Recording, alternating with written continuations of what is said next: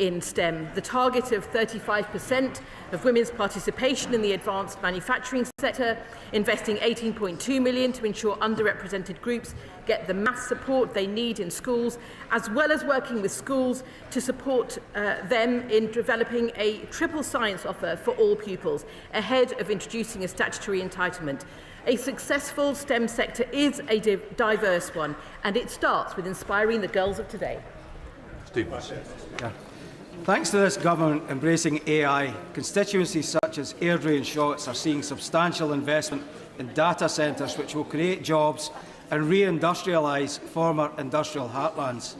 On National Engineering Day, does she agree with me that this government's commitment to vocational training and apprenticeships will open more doors to young women in towns and cities across the country to join the STEM workforce and lead the AI revolution? Minister.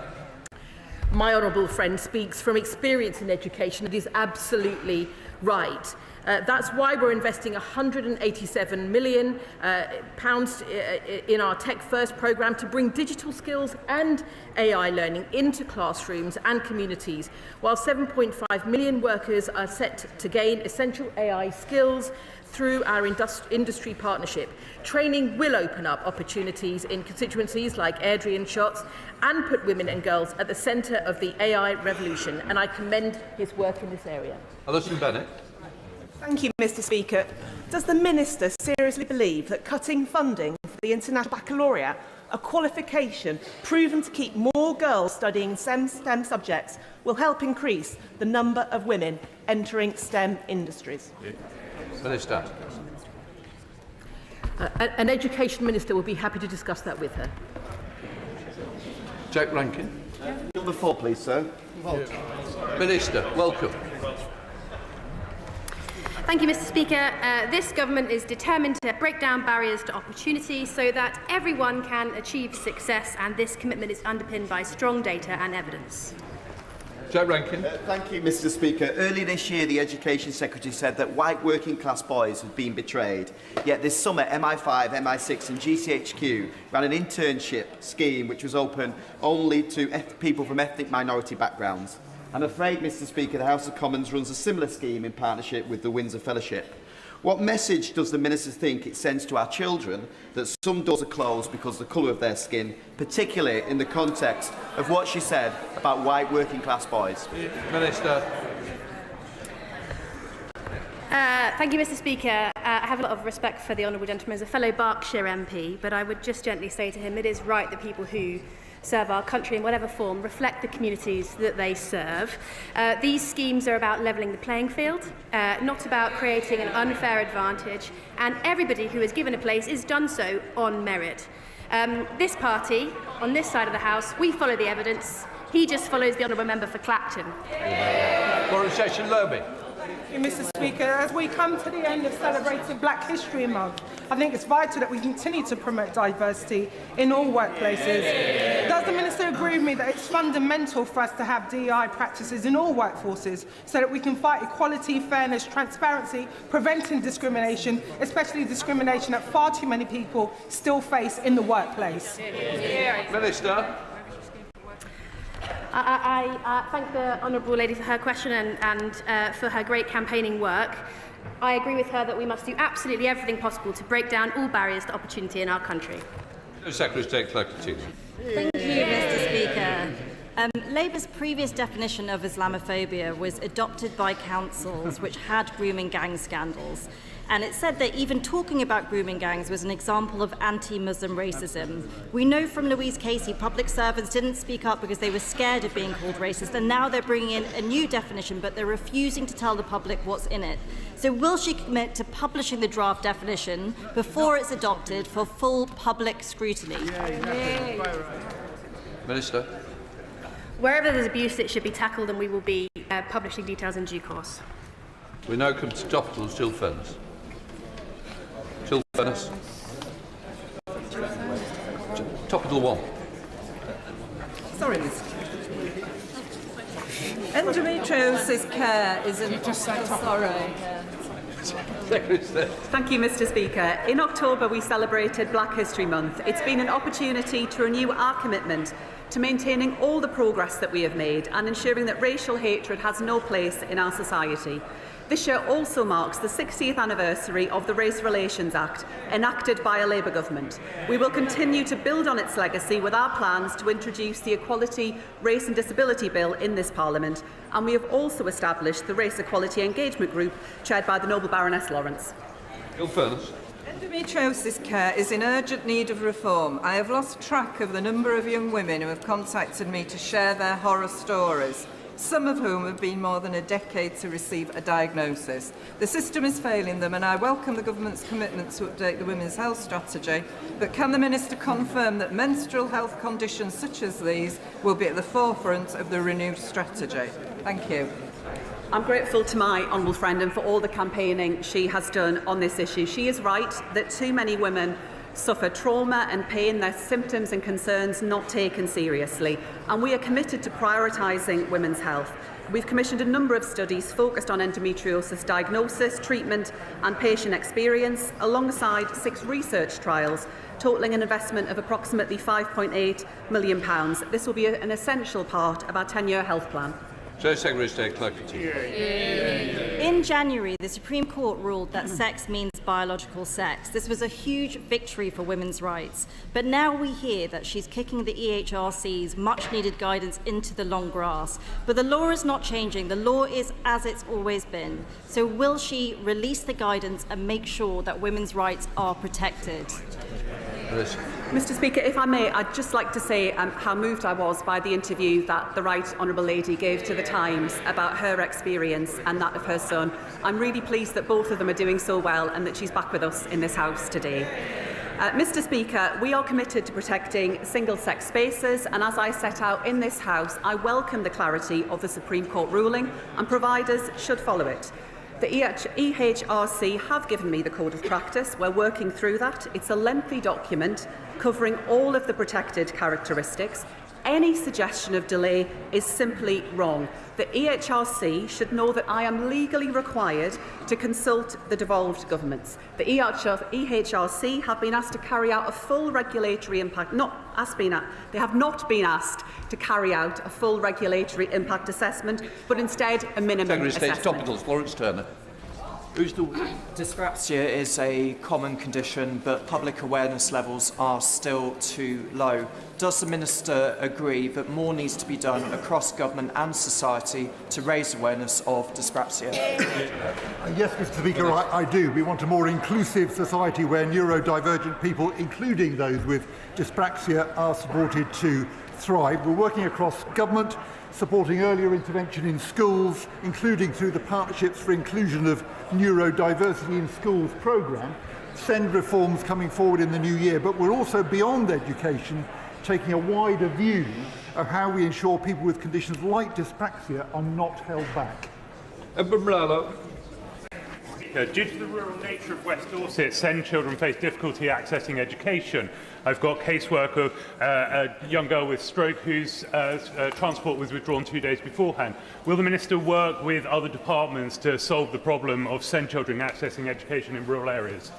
I'm grateful to the honourable gentleman. I recognise the concern that he has raised and that many members across this House have raised. That's why we'll be setting out our plans to make improvements to the system through the Schools White Paper, and I'd welcome the contribution of the honourable gentleman and his colleagues as part of that process, because I think it is important that we put children's interests first and get to the right system, particularly around early identification of need. Lord Sam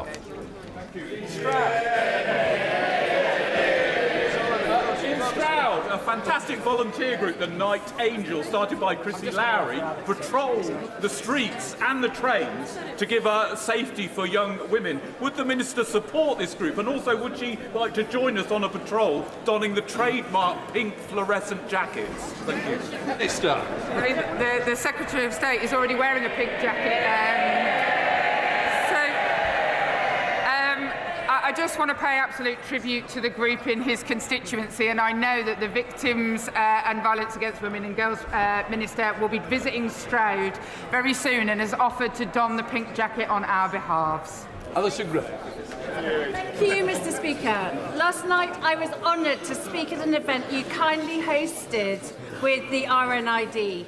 I met Craig, the Chief Executive of Action Deafness, which delivers vital services across my constituency, as well as Stuart, an academic focused on the needs of deaf young people.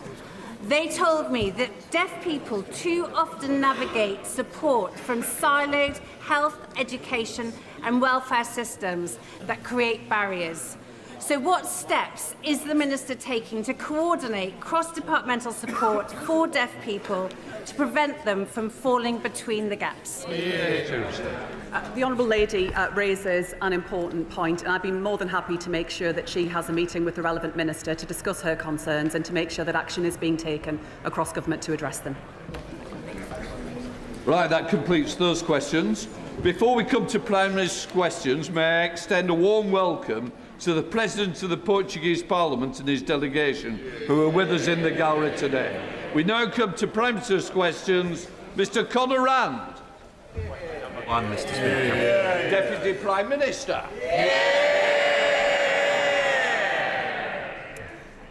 Mr. Speaker, my right honourable friend, the Prime Minister, is in Brazil, attending COP30 in Belém and the Earthshot Prize alongside His Royal Highness the Prince of Wales.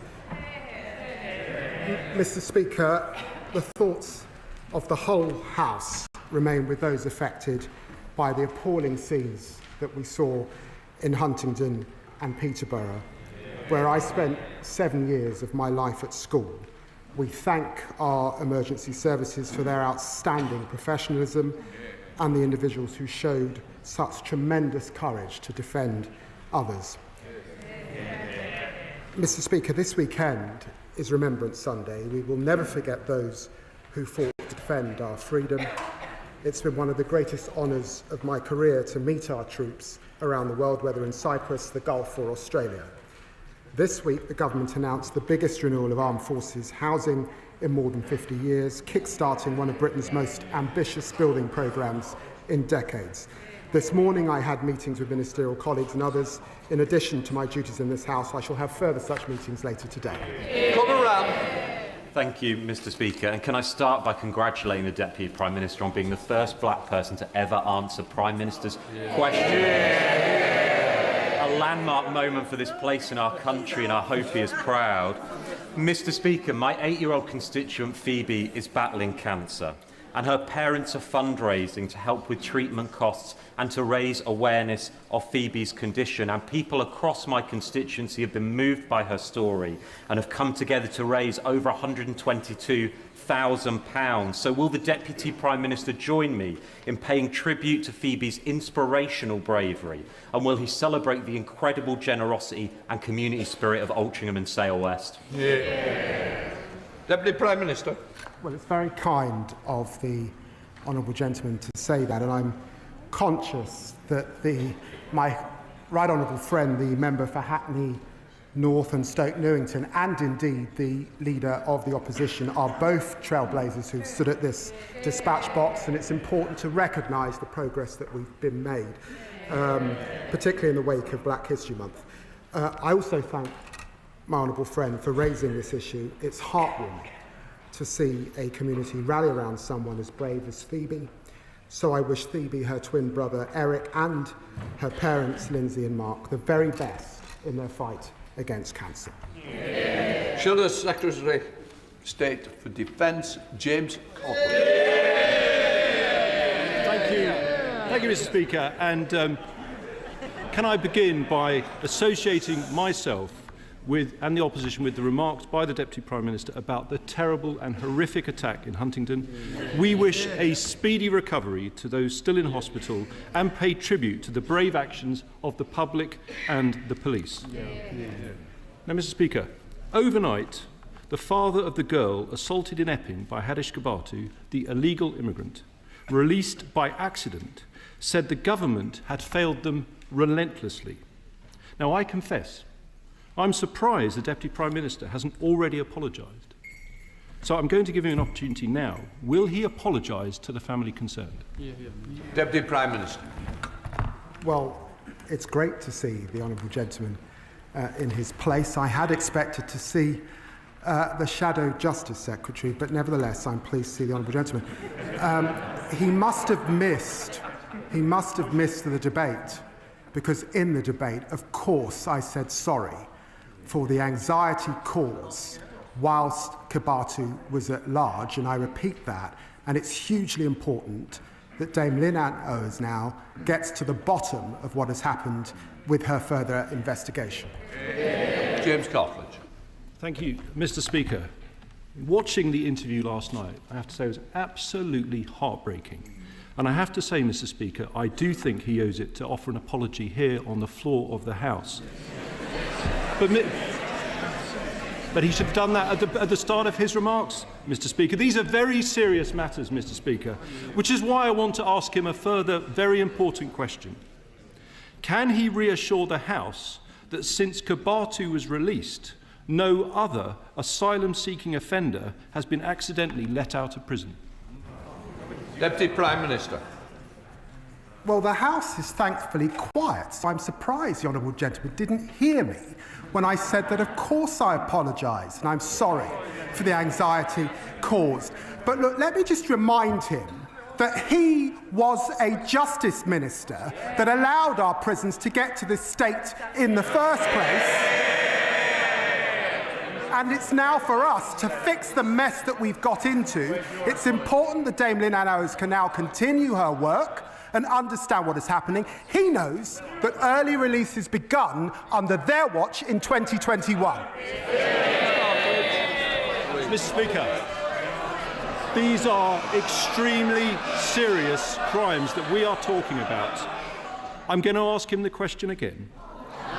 Can he reassure the House that since Kibatu was released, no other asylum-seeking offender has been accidentally let out of prison? It's a very specific question for him to answer.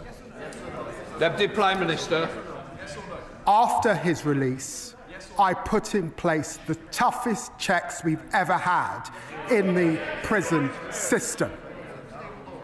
It is important that Lynn Owens is able to get to the bottom of her work. I suspect there'll be more checks and balances we need to do. What we inherited was a complicated system that they set up, letting people out on the sly. That's part of the problem, and we're trying to fix it. James Cartledge. Mr. Speaker, he's the Justice Secretary. He's responsible for the justice system. He needs to take responsibility, and I'm asking him a straight question. And I'm going to repeat it once more for the avoidance of doubt, because he didn't answer it twice. He's here to answer questions. Can he reassure the House that since Kibatu was released, no other asylum-seeking offender has been accidentally let out of prison? It's a clear question. Can he give an answer? Deputy Prime Minister. Get a grip, man. I know I'm the Justice Secretary. That's why I'm at the dispatch box, also as Deputy Prime Minister. We know that. I'm not going to pray in aid. Dame Anne Owens is a former Deputy Commissioner in London, head of the NCA. It is for her to get to the bottom of that work. Of course, we know that there have been spikes since 2021 under his watch. When did he come to this House and apologise? Thank you, Mr. Speaker. The purpose of government is to take... I want to hear both. Quiet. James Cartledge. Mr. Speaker, it's getting noisier now, so just in case he didn't hear me. He's the Justice Secretary. Can he reassure the House that since... Order. I will have no gestures from the balcony. Let me reassure you, don't gesture to me. It's not a wise decision. This is important. Prime Minister's questions, all our constituents are listening.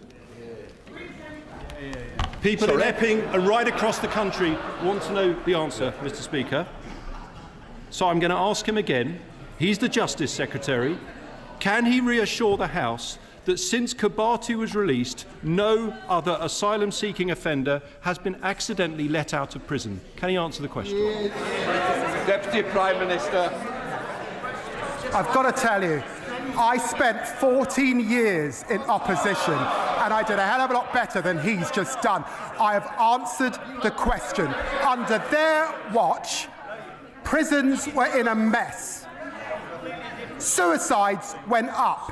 Prison officers cut. 20,000 neighbourhood polices lost. We've deported more in the last year than they deported in the last 5 years. Please, I'm not going to take any lecture from the honourable gentleman. Mr. Jewis and Mr. Stafford, you test my patience each week.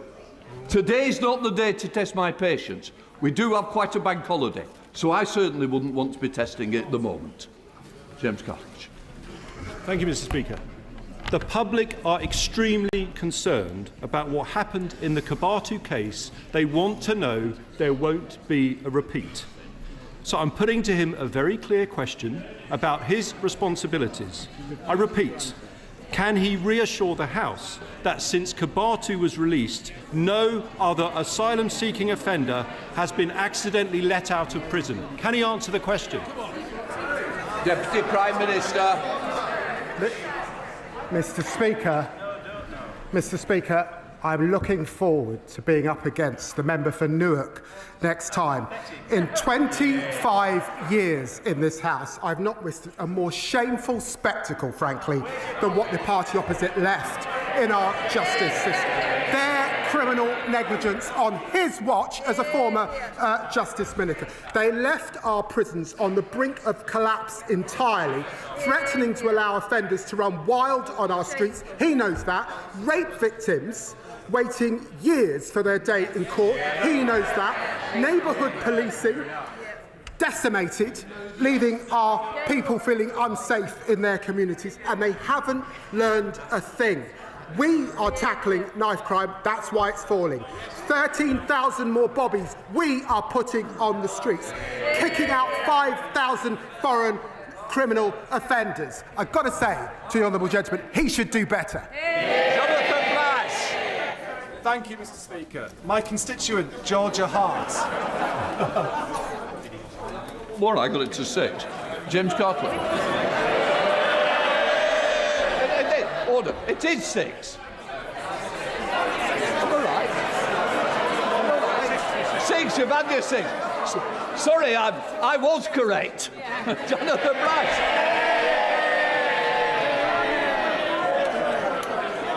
Mr. Speaker. Order. Jonathan Brash. Mr. Speaker, my constituent, Georgia Hart, was just 15 years old when she was diagnosed with Friedreich's ataxia, a cruel and degenerative condition that slowly robs a person of their mobility and independence. Since then, her courageous parents have battled day in and day out to raise awareness and money to get her the treatment she needs. There is now a drug, omaveloxolone, which has been proven to slow the progression of the disease. Yet despite this, it's been stalled by NICE, partly because the number of patients affected is judged to be above the limit for ultra-rare conditions. Georgia and those like her are being failed not because the science isn't there, not because the treatment isn't there, but because simply the numbers do not add up. Does the Deputy Prime Minister agree we cannot allow bureaucracy to stand in the way of life-changing treatment?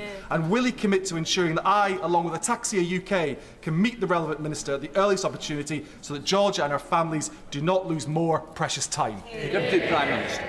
Well, Mr. Speaker, like the honourable member for Braintree, it doesn't seem that the spokesman can count, let alone stand up on behalf of the public. But can I thank my honourable friend? Our NHS has a strong record in delivering new medicines for rare diseases, and that evaluation process is rightly led by NICE. As I understand, the manufacturer of the new treatment for Friedreich's ataxia has withdrawn from this process. However, the door remains open for the company to re-engage, and I'm very happy to arrange a meeting that my honourable friend is seeking more broadly to help ensure everyone gets the care they deserve while investing an additional £29 billion in the National Health Service. Daisy Cooper, Deputy Leader of the Liberal Democrats. Thank you, Mr. Speaker. On behalf of my party, can I join the Deputy Prime Minister in expressing our horror at the terrifying knife attack at the weekend and pay tribute to all those, including the emergency services, who put themselves in harm's way to protect others. And as we approach Remembrance Sunday, can I also join him in remembering all those who gave the ultimate sacrifice for our rights and our freedoms? Those rights and freedoms are now under threat in a way that we have not seen since the Second World War.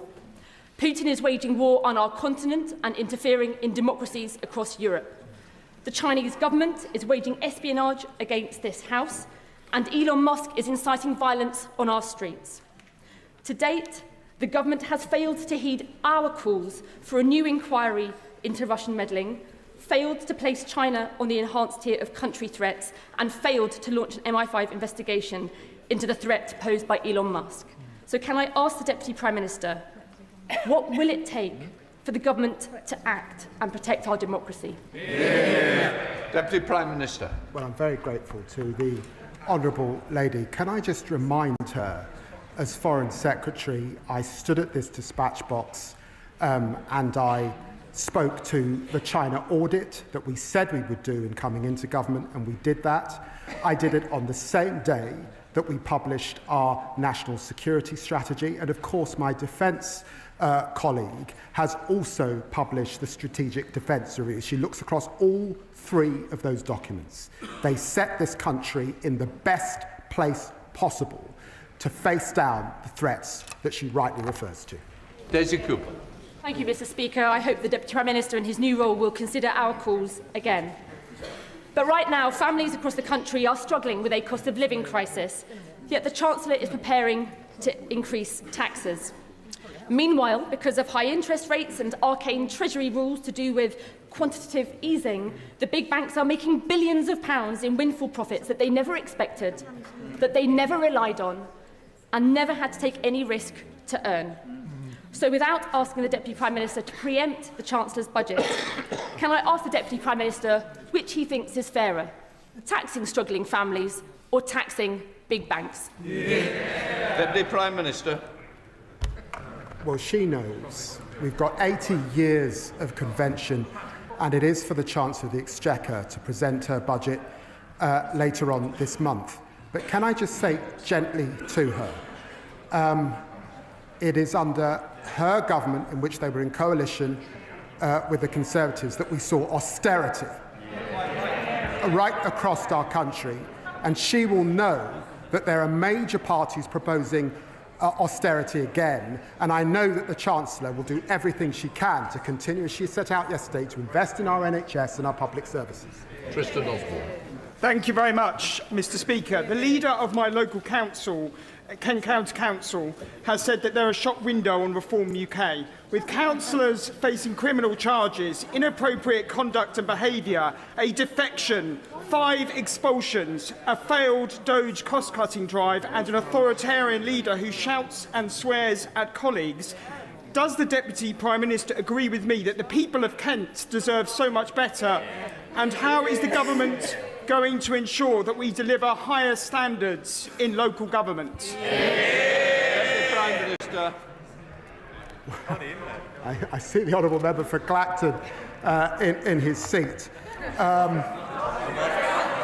Reform said, this may be the first time I've seen him in Prime Ministers, but Mr. Speaker, Reform said that Kent County Council would be the best advert for what a Reform government would look like. They're delivering on the chaos that they promised and on standards in public life. I say to the Honourable Gentleman, no, Mr. Speaker, this is serious. I used to replace the Honourable Gentleman on LBC, so we've known each other for many years. The disgraceful, racist language that we heard from a Reform MP last week belongs in the dark ages. And he should Even Flynn. It feels like it comes around quicker every year, Mr. Speaker, because the 22nd to the 28th of November marks BBC Scam Awareness Week, and by sheer coincidence, the Chancellor has chosen that week of all weeks to deliver her budget. So given her previous broken promises on energy bills, on inflation and to businesses, can he confirm to the public that if they see something suspicious on tax at the budget, they should report it? Deputy Prime Minister. I usually look forward to the bombast that the honourable gentleman brings to the chamber, but as usual, the SNP will say anything to distract from their appalling record. In the week where Scotland's Health Secretary had to apologise for the state of the health service on their watch, he could have mentioned that in his question. We will see what is in the budget later on this month. Charlotte Little. Thank you, Mr. Speaker. I know the thoughts of the whole House will be with everyone affected by the Huntingdon attack, and we should praise the actions of the trained driver, Andrew Johnson, and the heroic guard, Sammy Zatuni. In my mind, a worthy candidate for consideration for the George Cross, as we wish him well in his continued recovery. Andrew Johnson told ITV News he was, quote, just doing his job. Will the Deputy Prime Minister take this opportunity from the dispatch box to recognise the importance of our railway crews, drivers and station staff and the vital role they play in keeping us all safe, from averting suicides on the rail network to dealing with antisocial behaviour and emergencies like we've seen this week? Deputy Prime Minister. Well, I'm very grateful to my honourable friend. The actions of the driver, Andrew Johnson, and the trained staff member, Sammy Zatuni, were nothing less than heroic. And I'm sure that the whole House would agree that some form of recognition is absolutely deserved. Our country is defined by these people, working on the front line, caring for and supporting the public every single day. I'm proud to be part of a government that's fighting for them, increasing their pay, tackling the cost of living crisis and fixing the public services that we rely on. Bob Blackman. Thank you, Mr. Speaker. And on Sunday and on Tuesday, we will honour those that made the ultimate sacrifice from not only this country, but across the Commonwealth. Which is why I wear not only the poppy, but the marigold to honour the Commonwealth troops that gave their lives. But next Sunday, the week on Sunday, will be the parade at the Cenotaph by the Association of Jewish Ex-Servicemen and Women, where Jewish people will come together. Veterans, men, women and children will parade with the medals that their forefathers won during World War II and the Great War and other conflicts. So it will be particularly apposite to this year, with anti-Semitism on the rise, that a senior cabinet minister comes to that parade and lays a wreath on behalf of this House and the whole country to remember the Jewish people that gave their lives for this country so we could all be free. Deputy Prime Minister. I'm very grateful to the honourable member for his question. I bought a new suit this morning because my godmother said she would be watching. But his question brings to mind the West Indies Regiment and their contribution in 2 world wars. And I'm very grateful to the honourable member for Sunderland South for ensuring that despite wearing a new suit, I've managed to put my poppy on. We wear the poppy to remember all those who fought and died for this country. They represented every walk of life, every race and every religion. My ministerial colleague, the Noble Lord Coker, will be proud to lay a wreath at the annual remembrance event at the Cenotaph to mark our enduring gratitude to generations of Jewish service personnel and veterans. And I'd like to thank Ajax for organising the event and for all they do throughout the year to keep alive the memory of Jewish people, many of whom are in my constituency, their descendants in my constituency in Stamford Hill, who gave their lives for this country. Susan Joseph. Mr. Speaker, I'm regularly contacted by leaseholders and residential freeholders from across Ashford, Hawkinge and villages who raise concerns about rising property management fees, poor service and lack of transparency over what they are being charged for. As they already pay council tax, it is wrong they pay extra for maintenance of roads and green areas on their estates.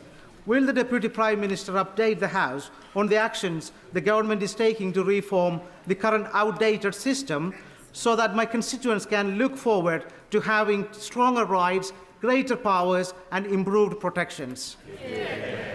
Deputy Prime Minister. Well, Mr. Speaker, for millions of leaseholders, the dream of home ownership has fallen woefully short of what was promised. That's why we're implementing the Leasehold and Freehold Reform Act, providing homeowners with greater rights, power and protections. We'll bring the injustice of fleecehold to an end, protecting people from unfair costs. And as he knows, my honourable friend for Greenwich is going to meet the director of First Port to address serious concerns over their performance. Pete Wishart. Thank you very much, Mr. Speaker. On Monday at the dispatch box, the Defence Secretary said the Scottish Government were a threat to national security. A charge repeated this morning by the Scottish Secretary. What he, in effect, was saying is that a democratically elected government, elected by 1.3 million Scots, possess a threat to this country. I don't know if it's something the Deputy Prime Minister will repeat at the dispatch box today, but can he tell me why democratic Scotland is a threat to national security and China is not? Deputy Prime Minister. I took a DNA test a few years ago. I'm 5% Scot. The people of Scotland are not a threat. They're not a threat to national security. It's the SNP. And they decide to get rid of nuclear deterrent as a threat to national security. You should hide his head in shame. Thank you, Mr. Speaker. It is at this time of year that many of us think of those who have served their country and continue to do so. Those like my granddad who served in World War II and brought up my dad and my uncles in forces accommodation. Those like my nephew currently serving who sends me videos of accommodation riddled with black mould. So would the Deputy Speaker, the Deputy Prime Minister welcome with me the new Defence Housing Strategy announced this week, which will guarantee the end of the scandal of unfit forces accommodation? And will he guarantee to my residents in Stafford, Eccleshall and the villages, the 500 plus military families, that they will finally have accommodation fit for them? Prime Minister. Well, can I pay tribute to my honourable friend for championing our armed forces who make extraordinary sacrifices to keep our country safe. We are renewing our country, and that includes renewing our contract with those who commit the ultimate sacrifice. 4,000 military homes, that's 9 out of every 10, are going to be upgraded thanks to the $9 billion that we are investing, and of course that will include her constituency, homes fit for heroes, delivered by a Labour government. Thank you, Mr. Speaker. And can I echo the words of the member for Harrow East of how proud I am to wear the marigold alongside my poppy.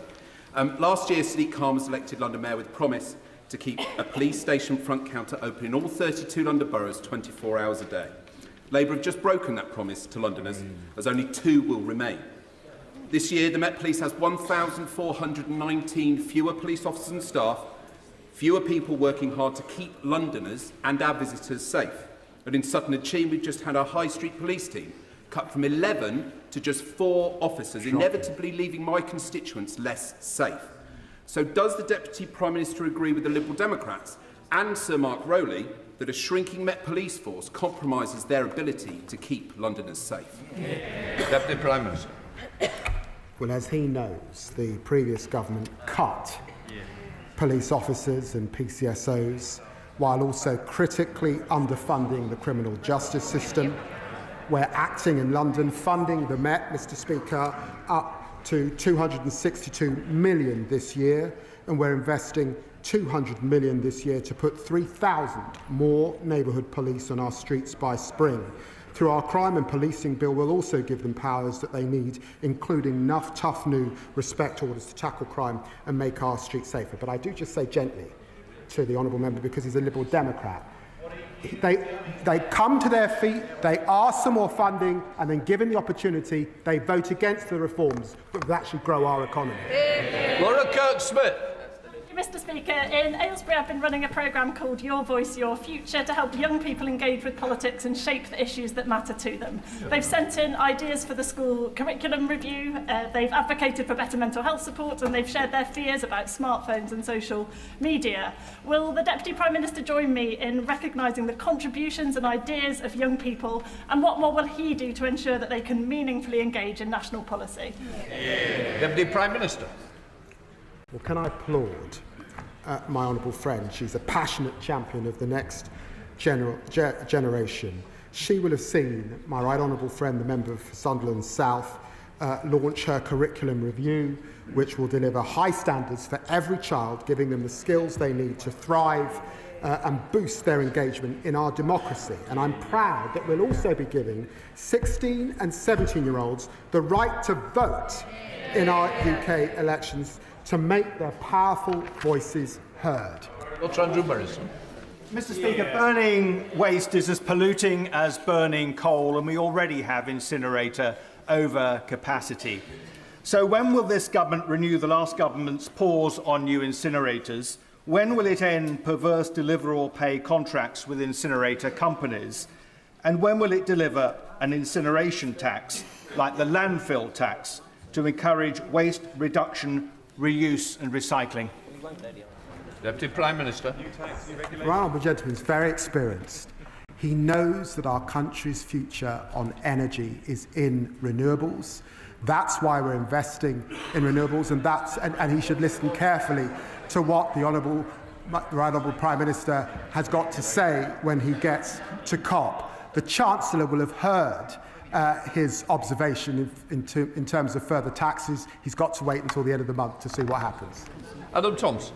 Thank you, Mr. Speaker. Since this government has massively boosted the national minimum wage for young people, my constituents in Erewash earn far more than the £3.40 an hour I got paid in my first job just 17 years ago. What is the Deputy Prime Minister's response then to those, including the Conservatives and Reform, who claim that £10 an hour is too high a wage for young workers? And does he happen to know whether any of the Reform leaders' dozen extra jobs pay him less than £10 an hour?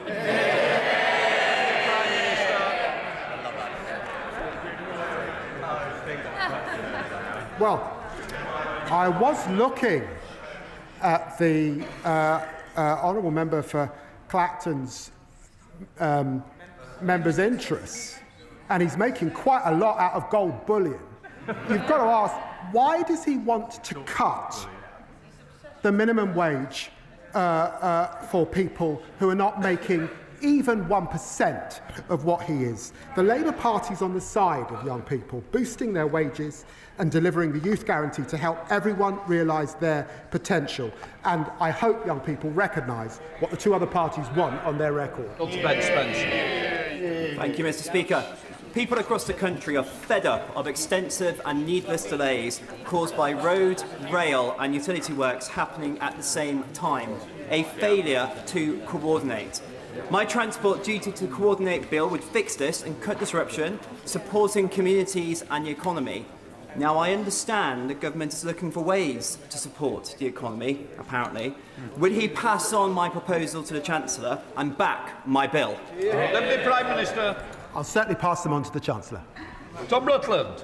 Thank you, Mr. Speaker. Seeing a dentist is crucial not just for people's dental health, but also for their broader health and well-being. But access to NHS dentistry has been a growing problem for a number of years. And in my constituency of East Worthing and Shoreham, only 2 out of 10 dentists are taking on new adult NHS patients, and the number is the same for children. So can the Deputy Prime Minister set out what this government is doing to improve access to NHS dentistry and to put a healthy smile on my constituents' faces? Deputy Prime Minister. My right honourable friend is right to raise this issue. It's an important issue up and down the country. We're taking action to address the appalling inheritance received by rolling out extra urgent and emergency appointments across the country. We're also reforming the dental contract, recruiting more dentists and making sure that they work in the National Health Service for a minimum of 3 years.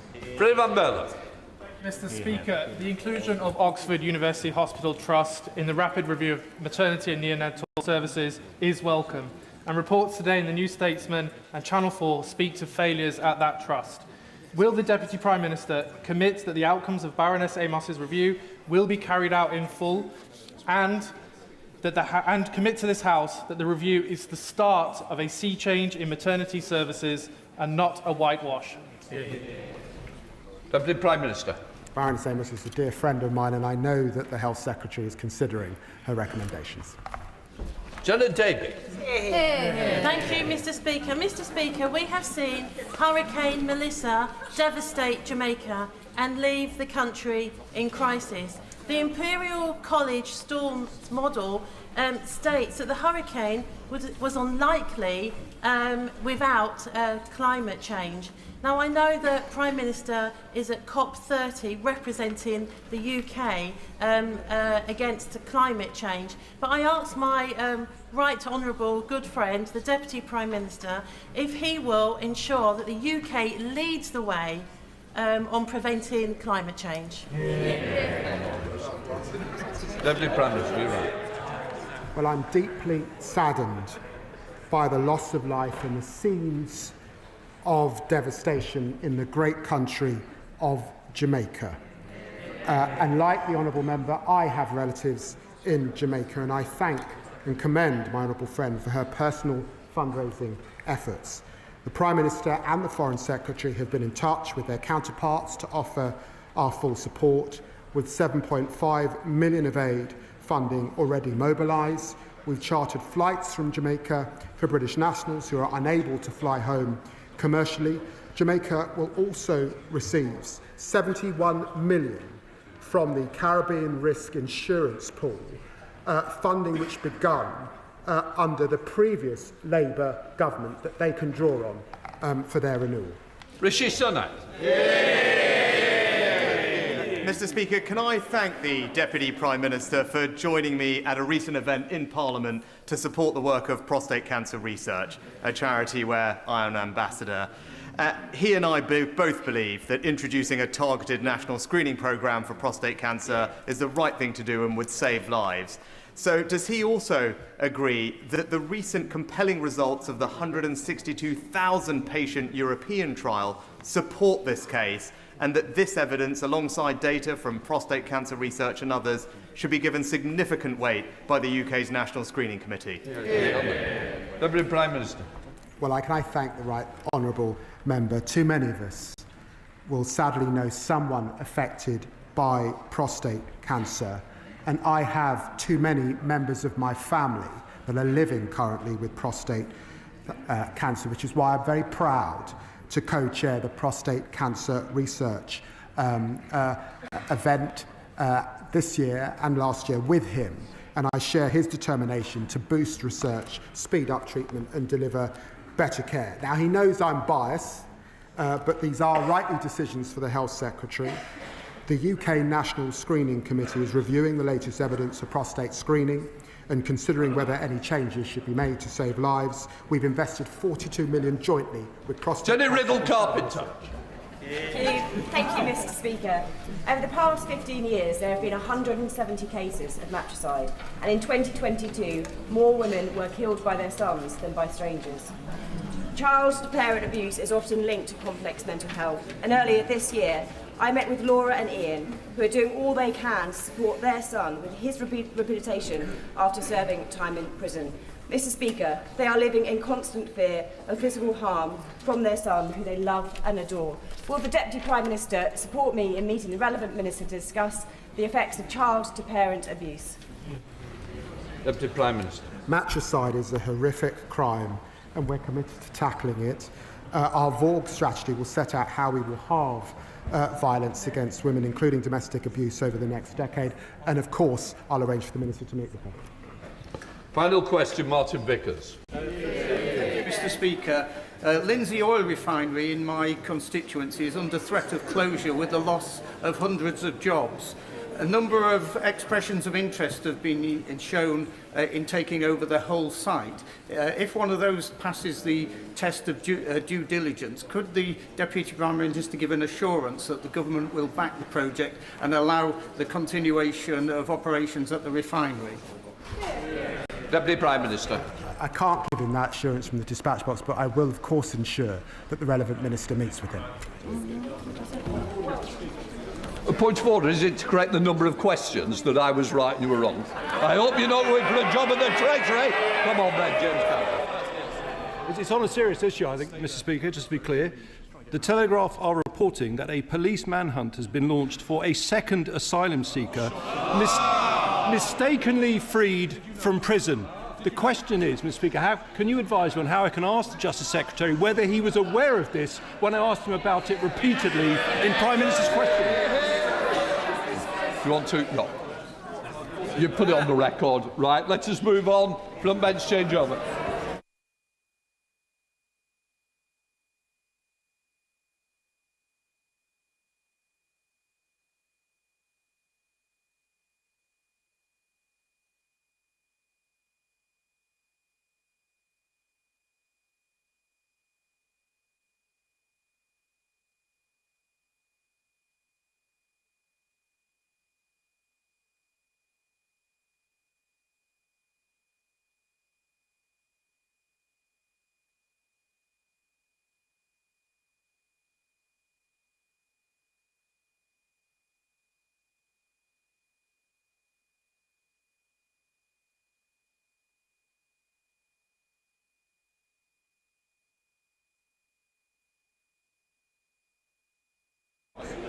We now come to the urgent question.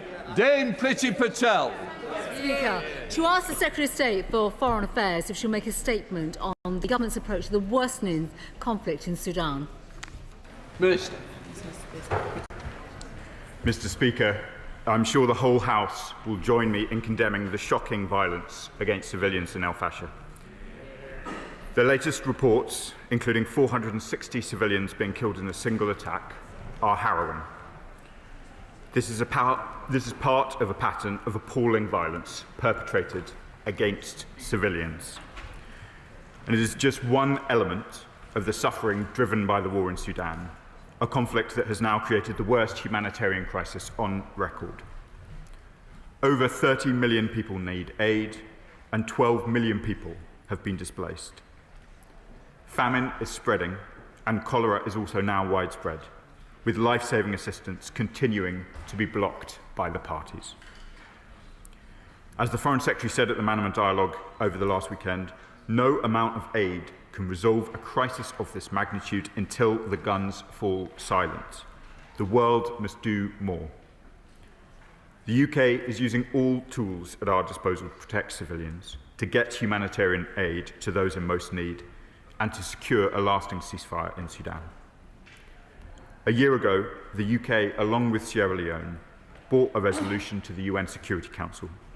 This would have brought forward concrete measures to protect civilians if it were not so cynically vetoed by Russia. 6 months ago, we brought international partners to London to host the London Sudan Conference to build consensus around strengthening humanitarian access and ending the war. On the 30th of October, we called an emergency UN Security Council session condemning the assault on El Fasher by the RSF and its devastating impact on the civilian population.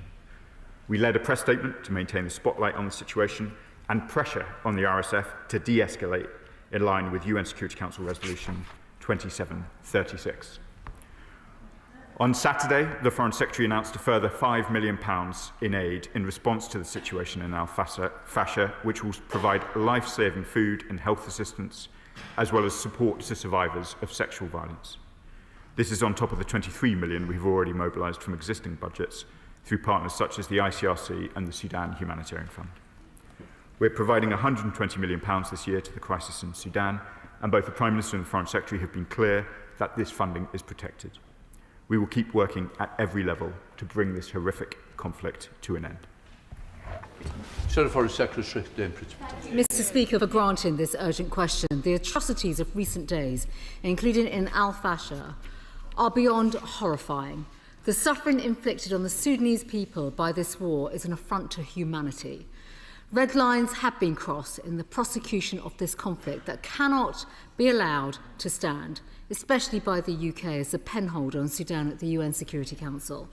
Britain needs to use its influence to coordinate a robust and stronger international action to tighten the screws on the warring parties, press them into a ceasefire and end this barbaric conflict.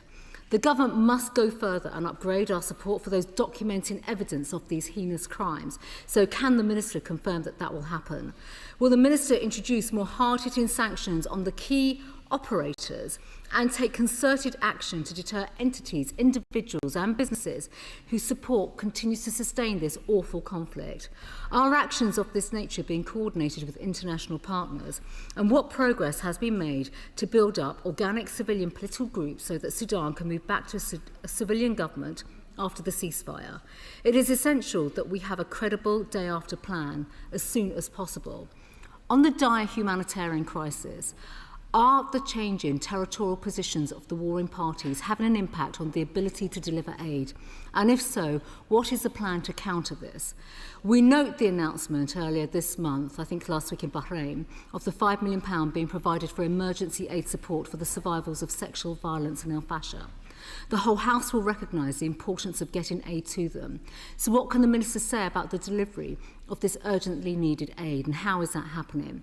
What discussions has the UK government had with the Sudan Quad in recent days? And how does the Minister define the UK's relationship with the Quad now and moving forward?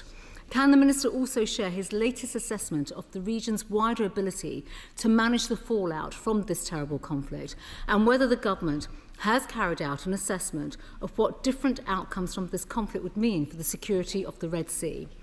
Mr. Speaker, those carrying out the atrocities in Sudan need to know that the whole world is watching them, they can see what they are doing, and that there will be consequences. Minister. I thank the Right Honourable Lady for that important set of questions. On questions of accountability, we continue to lead the core group in Geneva. We are supporting the fact-finding mechanism of the United Nations. It is absolutely vital that work on accountability and justice continues. Those at the top of both the RSF and the Sudanese armed forces are responsible for the conduct of their forces, and they must be held accountable for the conduct of their forces. She is right, too, to raise questions about humanitarian aid. I can confirm, I'm afraid, that the shifting of the front lines is affecting aid delivery, and clearly aid is not reaching El Fasher in the volumes that are required. The reports, including from the World Health Organization last week, of both the events in El Fasher and the consequences for civilians are horrifying. I can confirm that both the Foreign Secretary and I in the region over the course of the weekend were in touch with many key players, including members of the Quad, the Secretary General of the Arab League and a range of others. This is a situation of the utmost urgency and more must be done. Chair of the Select Committee, Dame Emily Thornbury. Thank you very much, Mr. Speaker. The UN as penholder for Sudan at the Security Council has already played an important role in terms of calling an urgent Security Council meeting this week. But what the Honourable Gentleman says about Russia chimes with the experience that we had as a Select Committee when we visited New York, where we were told that it was suggested to us that the UK has held back from raising Sudan at the Security Council because of knowing that Russia was likely to veto it. So beyond direct aid funding, which I know is a priority for the Prime Minister, what can the United Kingdom do to focus the minds of the international community of the unfolding tragedy in Sudan, which has gone overlooked for far too long? Minister. I thank my right honourable friend for the question, and I know she's experienced in these issues. We continue. Questions of aid are absolutely vital, but as the Foreign Secretary has said over the weekend, simply aid is not enough in a conflict of this magnitude. We are working with all parties to try and ensure that there is a change in behaviour from the two conflict parties. They are taking steps which are not only inflicting horrific hardship and violence upon the civilians of North Darfur and wider Sudan, but also restricting that vital flow of aid, which is so important. We will continue to work with a range of international partners, including the members of the Quad, in order to try and bring this conflict to a close. The Quad's statement of the 12th of September is important. All external parties providing support to either side in the conflict must stop. Callum Miller, Liberal Democrat spokesperson. Mr. Speaker, the Rapid Support Forces capture of El Fasher has ushered in a new phase of terror following its 18-month siege, and reports of systematic sexual violence against women and the summary execution of civilians are truly horrific.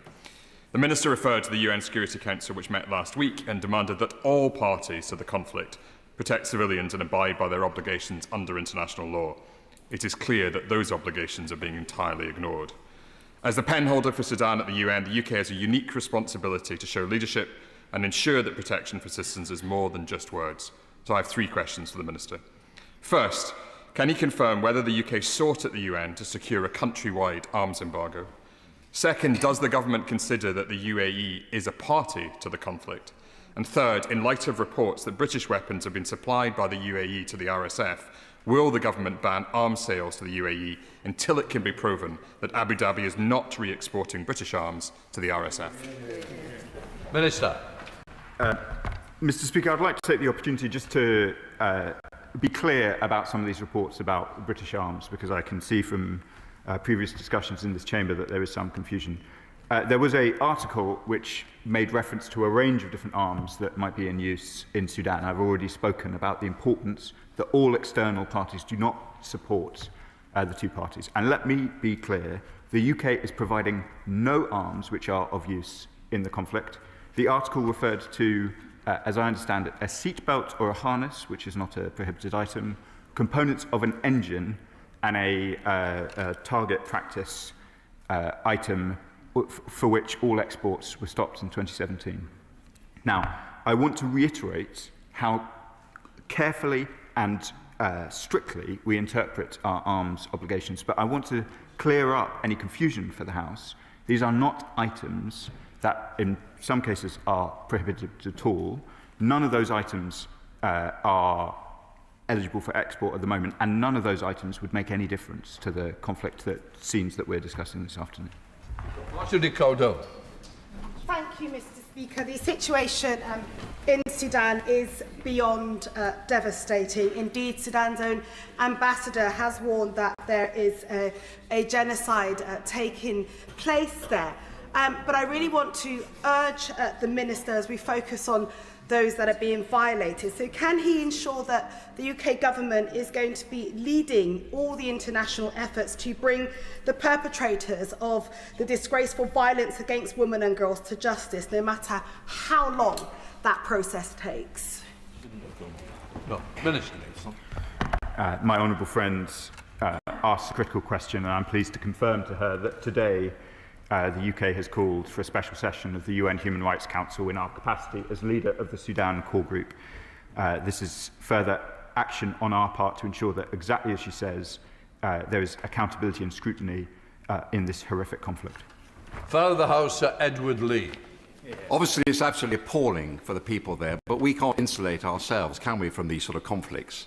And Mali is about to be taken over by terrorists all over Africa. Young, energetic young men are fleeing, walking across to Libya, being tortured, ending up in Calais. It just seems to me we must think out of the box on this. We shouldn't be washing our hands of that. I'm with my right honourable friend. Why are we cutting overseas aid at this precise moment when the whole of Africa is in absolute turmoil? We're not an island. They're coming here. It'd be much better, actually, if we arrested and deported these young men, sent them back with some help, not just deport them, not just lock them up, send them help and help rebuild Sudan, Eritrea, Somalia. Well, after all, we are one planet, aren't we? Minister. Mr. Speaker, I thank the Father of the House and my neighbour for the question. His questions often surprise me in the chamber. And I want to confirm to him that I'm very much alive to the issues that he describes. I was in Algiers, I think 2 weeks ago, where I met young men exactly of the profile he describes, seeking to leave Mali, getting stuck somewhere on their way to the UK. The conditions that they find themselves in are very much more brutal than what the cruel human traffickers tell them when they leave their home country, and many of them wish to return. I will have to check subsequently, but I think the number from the support that we have provided in Algeria is 6,000 of men and women who will have returned to their country rather than attempt their onwards forward journey into Europe and possibly eventually to the UK. This is vitally important work. In our efforts to smash the gangs and stop the boats, we must look, as he says, right back to the places of origin, which includes some of the places we're talking about today. James Nish. Thank you, Mr. Speaker. At present, it's estimated that 11.7 million civilians have been forcibly displaced, of which 840,000 are currently in Chad, which of course has its own issues. I wondered if the Minister could update us on what support is being provided to Chad and neighbouring countries who are currently housing refugees from Sudan. Yes.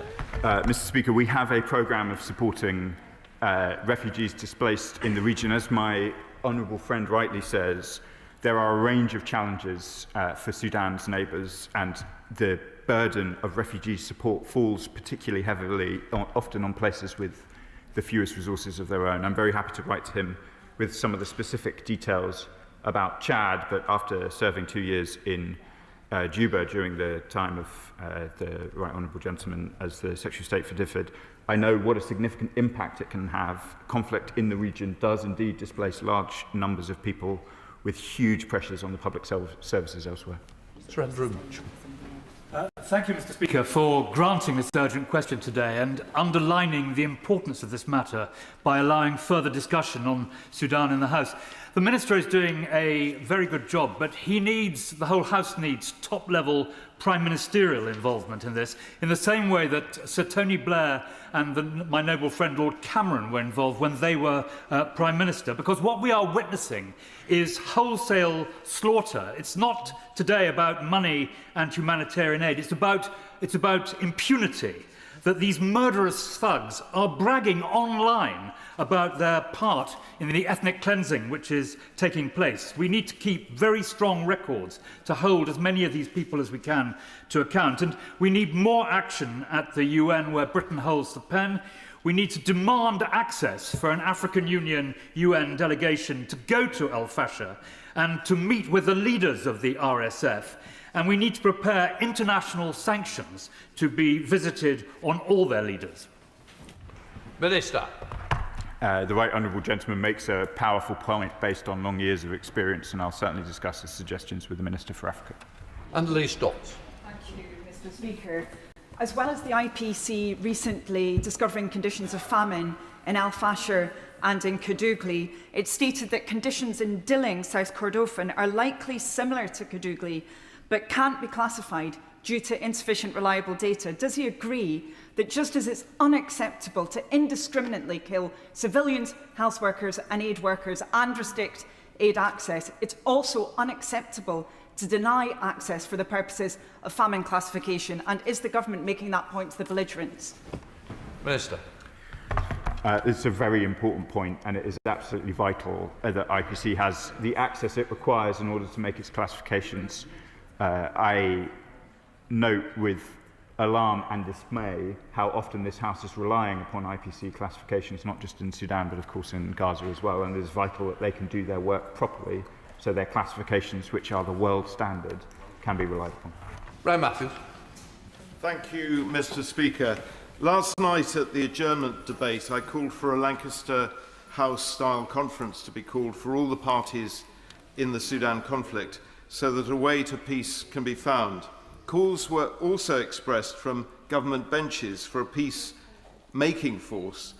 Due to the urgency of the situation, can the Minister please see to it that both these suggestions are investigated and discussions opened with our partners in the region, including Nigeria, so that these can be enacted? Thank you. Minister. Mr. Speaker, I take note of the Honourable Gentleman's suggestions. I'm sure he'll be aware that 6 months ago we did host, I think it was in Lancaster House, a conference for the whole world in order to try and make progress on this question. We did so mostly privately, given the sensitivities for all involved. We will continue to do all that we can diplomatically, both publicly in the UN, behind closed doors, as part of a concerted effort to try and bring this violence to an end. David Turner. Thank you, Mr. Speaker. I want to associate myself with the remarks from the Honourable Member for Rugby yesterday, who noted that in previous conflicts in the world there had been concerted efforts to bring in some form of UN peacekeeping force.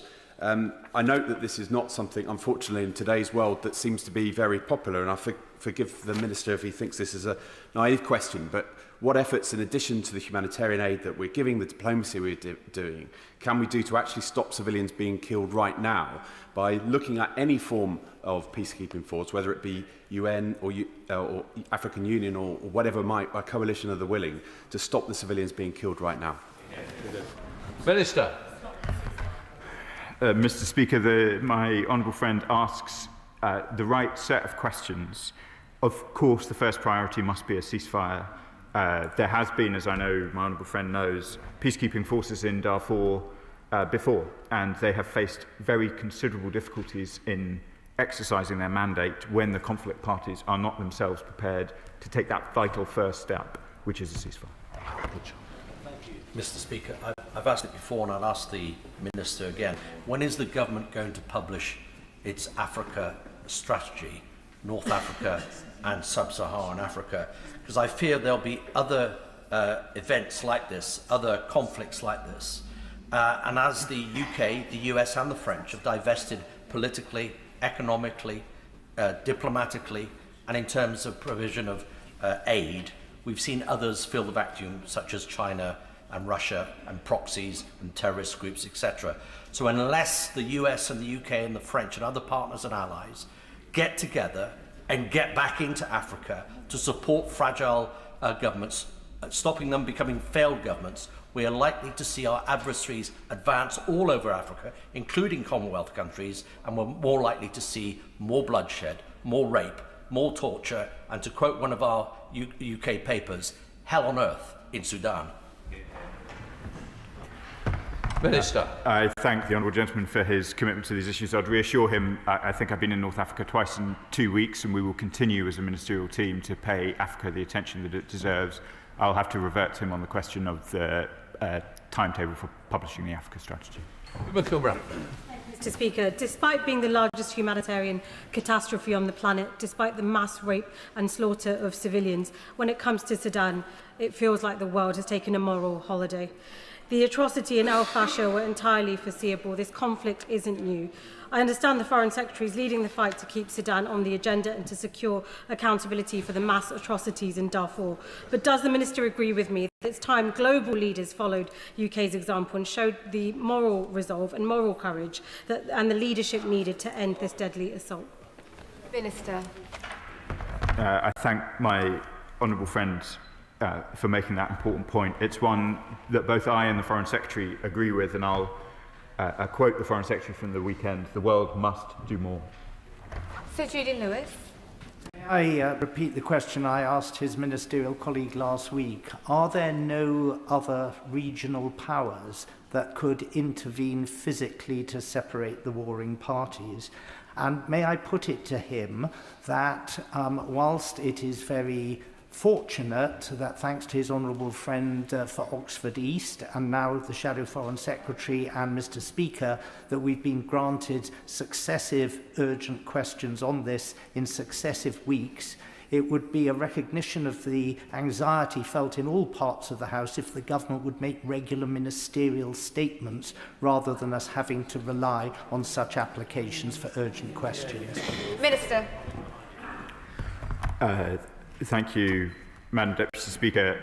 As I'm sure the House knows, this ministerial team is very happy to return to the House on a regular basis, and Mr Speaker provides us plenty of opportunities to do so. I'll take back his comments to the responsible minister, and for reasons I'm sure he'll understand, I'll decline his invitation to comment on the regional balance of military forces. Tahir Ali. Thank you, Madam Deputy Speaker. Sudan is facing the worst humanitarian crisis in the world at the moment, with 150,000 people killed in the last 2 years, over 14 million displaced. There's two aspects to this. Humanitarian aid has to get to those that are affected, and it needs to get there urgently. And secondly, what measures will the government take to stop the murder, rape and torture of innocent civilians in Sudan? Minister. I agree very much with my honourable friend in what he says about aid access. In terms of the tangible steps that we are taking, we are, as I said earlier, we have called today for an emergency session of the UN Human Rights Council on these questions. We've supported the fact-finding mission. My colleague, the Minister for Africa, conducted an event in the UN General Assembly in September. The Foreign Secretary has described some of the work that she has done as well. We will keep at it as long as it takes. British-made military equipment has been found in conflict zones in Sudan. This includes Cummins engines found in armoured vehicles, which were not subject to export licensing, did not go through any checks, and were not subject to any diversion checks having been sent to the UAE. Now, the Minister dismissed the concerns raised by the Honourable Member earlier, but is it not clear that our arms export licensing system is not functioning, not fit for purpose, that it needs a full review, that we should have an embargo on all arms exports to the UAE now, and that the UK government, I agree with him, needs to do more, as does the world? Does that not include international pressure and sanctions on all those with links to the warring party, including, as I understand it, both the UAE and Egypt, who are supporting and fuelling the conflict in Sudan, the horrific conflict? Madam Deputy Speaker, it is absolutely vital that external weaponry does not flow into Sudan at this time. As I wouldn't wish to characterise my remarks to the Liberal Democrat spokesperson earlier as dismissing his concerns. It was an effort to be precise about what it is we're talking about. So we're talking about a seatbelt, the article in question, a seatbelt, a target practice item, and components of an engine.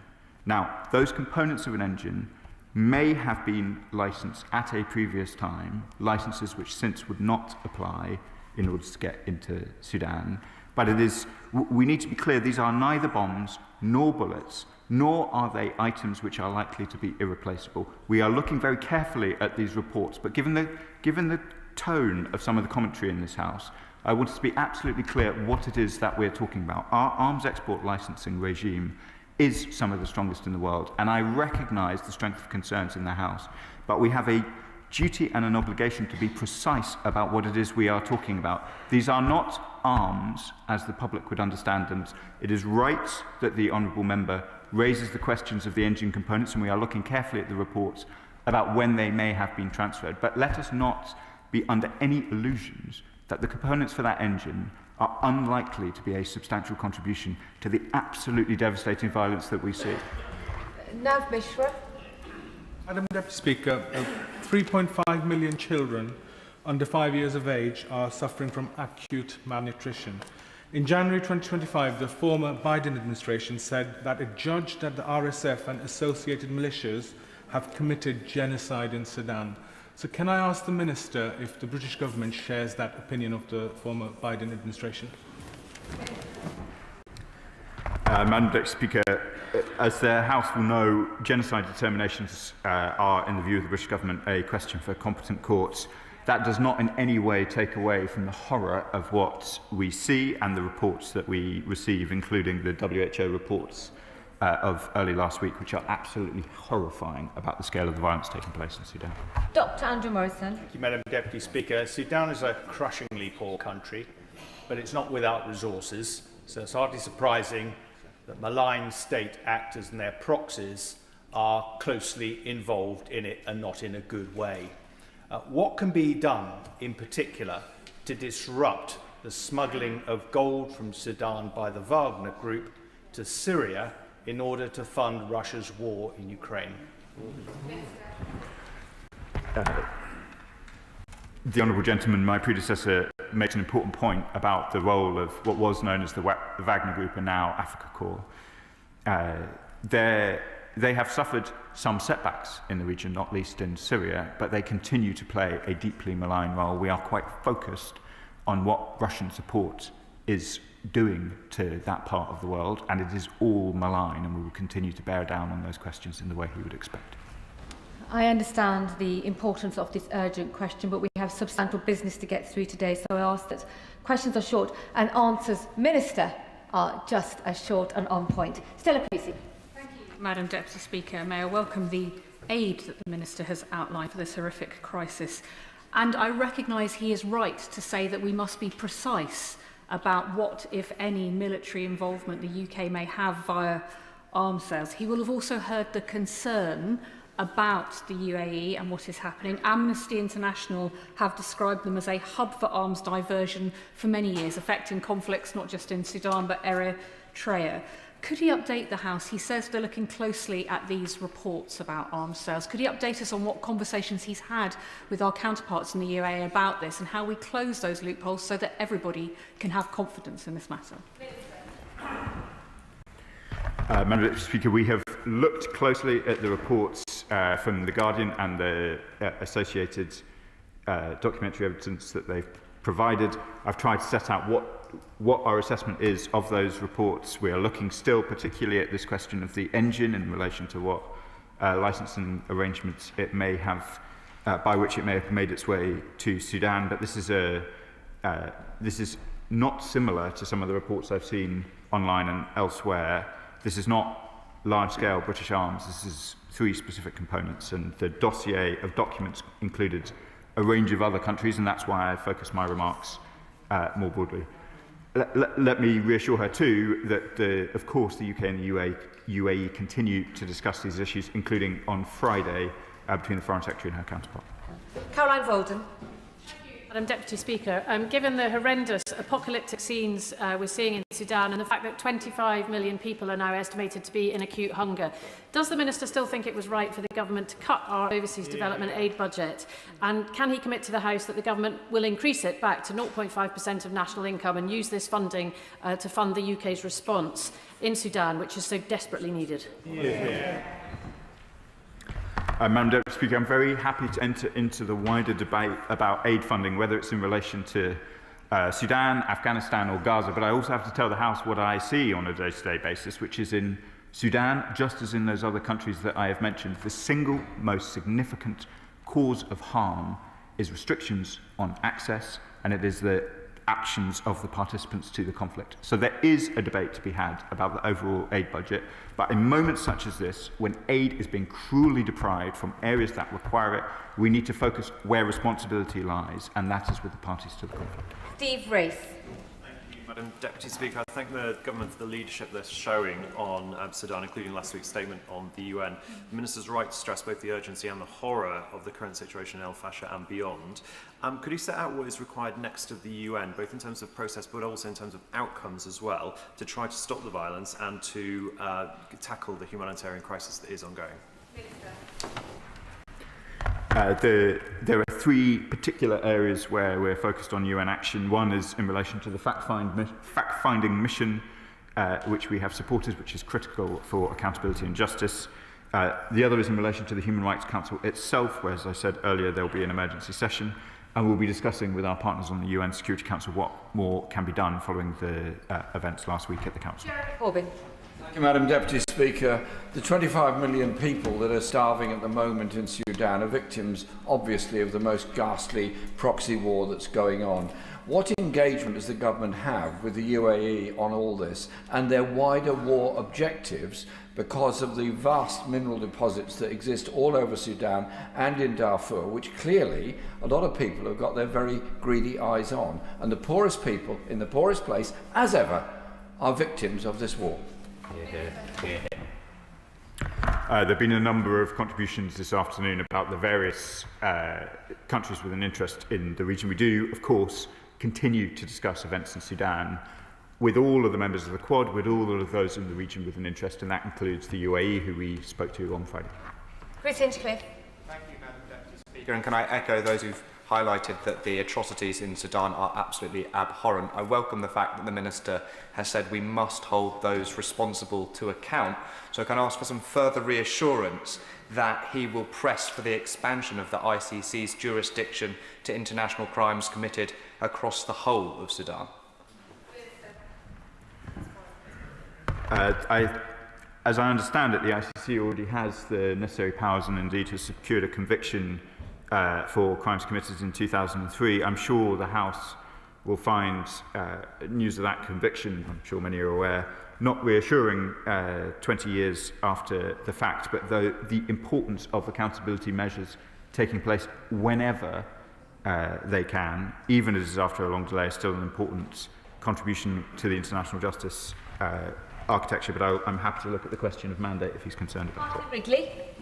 Deputy Speaker, I welcome the Minister's acknowledgement that the situation in Sudan, the conflict and the horror in Sudan is urgent. But I hear lots of talk of continuing actions, and other than an emergency meeting called today, nothing actually urgently happening. What steps is the Minister taking to actually change and move forward and try some new things and make something urgently happen to stop this horrible conflict?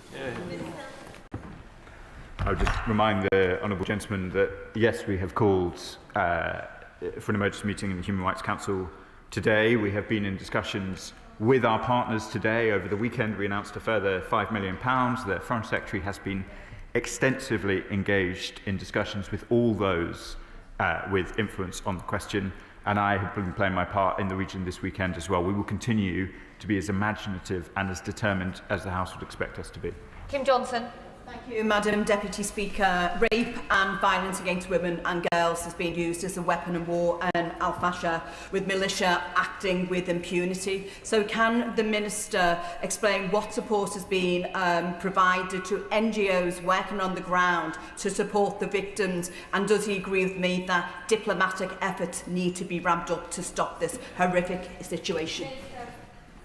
I do agree with her on the importance of diplomatic efforts. We have provided support particularly for the question of sexual-based gendered violence. That includes sending out a special team under the auspices of UN Women, and we are working closely with international NGOs, both through the Sudan Humanitarian Fund and through other partners too. Freddie Van Merle. Madam Deputy Speaker, the public watching will be rightly confused to hear the Minister and Shadow Minister speak of the importance of aid when it is their governments that walked back the aid budget to 0.3%, a large percentage of which is spent in the UK. So what assessment has the Minister made on the ability of the UK to support international aid efforts in Sudan and indeed around the world? Madam Deputy Speaker, I just want to be so clear about what is the significant driver of the hardship in Sudan. I'm happy to have this debate at some other time, but it is absolutely clear that it is the conduct of the parties. I am sure that there will be a debate at other times about the overall question about the percentages of aid. But Sudan has been protected, as I said in my statement, as has the aid for Gaza. We are trying to focus in areas where we can have the greatest impact. But when the primary issue is about humanitarian access and the conduct of the parties, it is right that this chamber focuses on those questions. Rachel Maskell. Madam Deputy Speaker, the Independent Commissioner on Aid Impacts observations in our evidence to the International Development Select Committee were insightful when it talks about the focus of government as the pen holder. So can the Minister say how he is convening and using the strength of the UK to bring parties together to stop the flow of arms into Sudan, mercenaries and other resources? Madam Deputy Speaker, at the Security Council, we of course use our role as pen holder, but we try and use the full range of our obligations at the UN on this question, including being the leader of the core group on Sudan at the Human Rights Council, and that's why we've taken the action that we've taken today. Madam Deputy Speaker, in addition to surviving bombs, bullets and sexual violence, the 24 million people in Sudan are facing an acute food shortage. According to Save the Children, people are eating leaves, grass and even peanut shells in order to survive.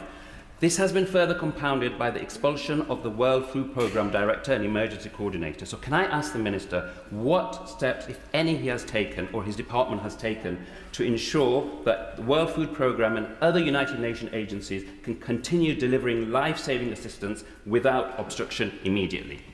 The honourable gentleman raises an important point, and I can confirm that we have raised with both parties to the conflict directly the importance of the issues that he's discussing. Smith. Deputy Speaker, what's happening in El Fasher is nothing short of catastrophic. My former colleagues at the International Rescue Committee report that despite more than 250,000 people living in El Fasher, fewer than 5,000 have actually been able to flee and make it to nearby Tawila, and this suggests that many may be dead or trapped in the city or along the route. Can the Minister say more about what the government can do to get these civilians out? My honourable friend is experienced in this matter. She asks the right set of questions. Details of what has happened in El Fasher and indeed what is still happening are horrifying and continue to come out from North Darfur. We are doing everything we can to try and ensure the safe passage of civilians, but I must be clear with the House, progress is limited and what is facing civilians in North Darfur remains appalling. Shannon. Deputy Speaker, I thank the Minister very much for his answers. Open Doors reported there's been a spike in the abduction and killing of Christian men, women and children by radical Islamic groups. Church leaders have been targeted by false charges, including terrorism and apostasy. Christian converts face violence, forced marriage, sexual violence, losing custody of their children. Many Christians are forced to flee their homes as they feel that the stay is unsustainable. So action for those persecuted Christians is needed. Minister, what can be done to protect and to stop violence against Christians and religious minorities? Thanks so much. Madam Deputy Speaker, the freedom of religious belief is absolutely vital in the region. I've raised these questions in the region in the past few weeks, and I'll provide him a further update about what we have done in Sudan specifically. Obviously, in the wider context that we are discussing, almost everybody is facing very serious risks to their human rights, but I'll provide him an update in due course. Mr MacDonald. Thank you very much, Madam Deputy Speaker. As I said before, this is a war on women, but women are also fighting hard as human rights defenders in the diaspora and in Sudan, whether they're running emergency response rooms or advocating for change.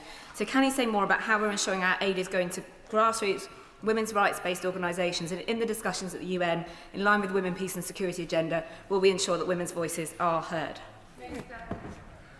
My honourable friend is a doughty champion for these issues, and I know she's committed to them both in this House and before. We are focused on ensuring that our aid does reach women and focus on the issues that is obviously particularly facing women, including sexual and gender-based violence, as I said earlier. That includes both the work through UN Women that I described and indeed the work through mutual aid groups and a number of other measures. I'll ask the Minister for Africa to set that out in a little bit more detail for her. Ferguson.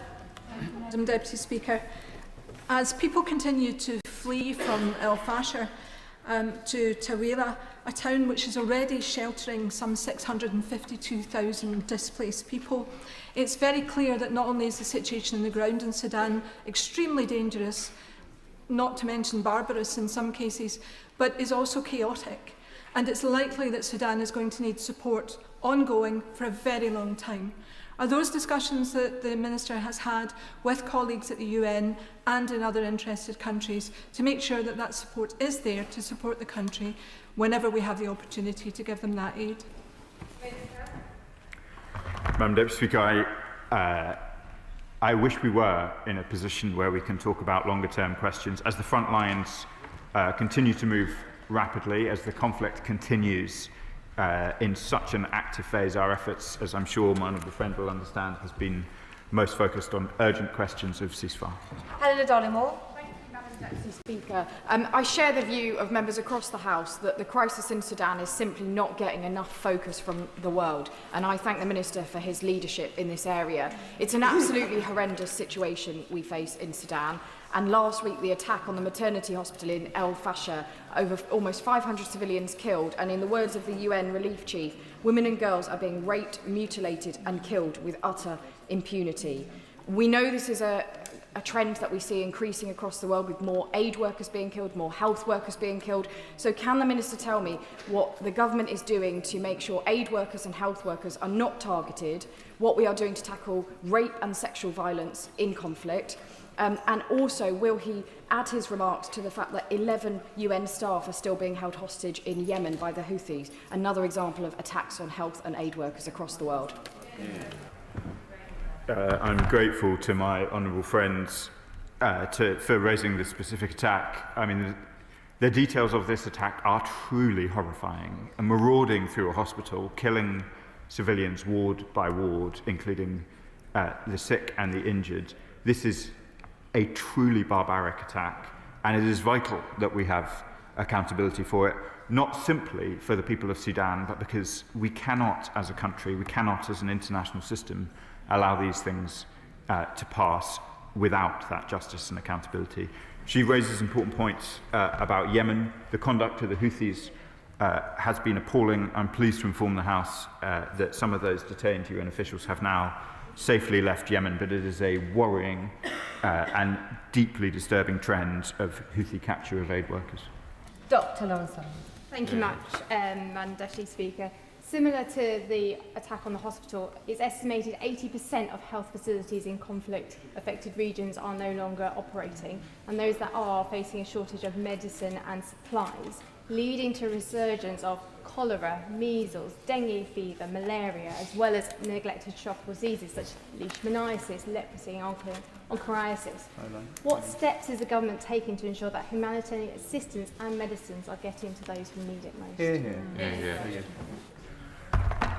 My honourable friend raised an important point. Cholera is now endemic in Sudan. The spread of waterborne diseases is increasingly common in humanitarian crises. I know on the benches on both sides there are those with experience of post-disaster recovery, and those questions of water and sanitation are always so vital, and it is deeply disturbing that in so many places we are seeing these outbreaks.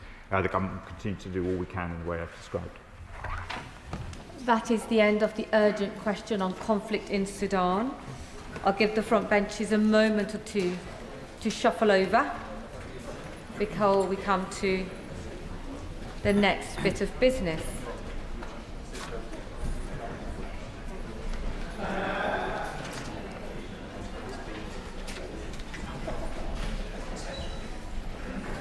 Order. Before we come to the statement from the Education Secretary, the Speaker is disappointed that this announcement has been widely trailed in the media this morning, before this House has had an opportunity to hear directly from the Government.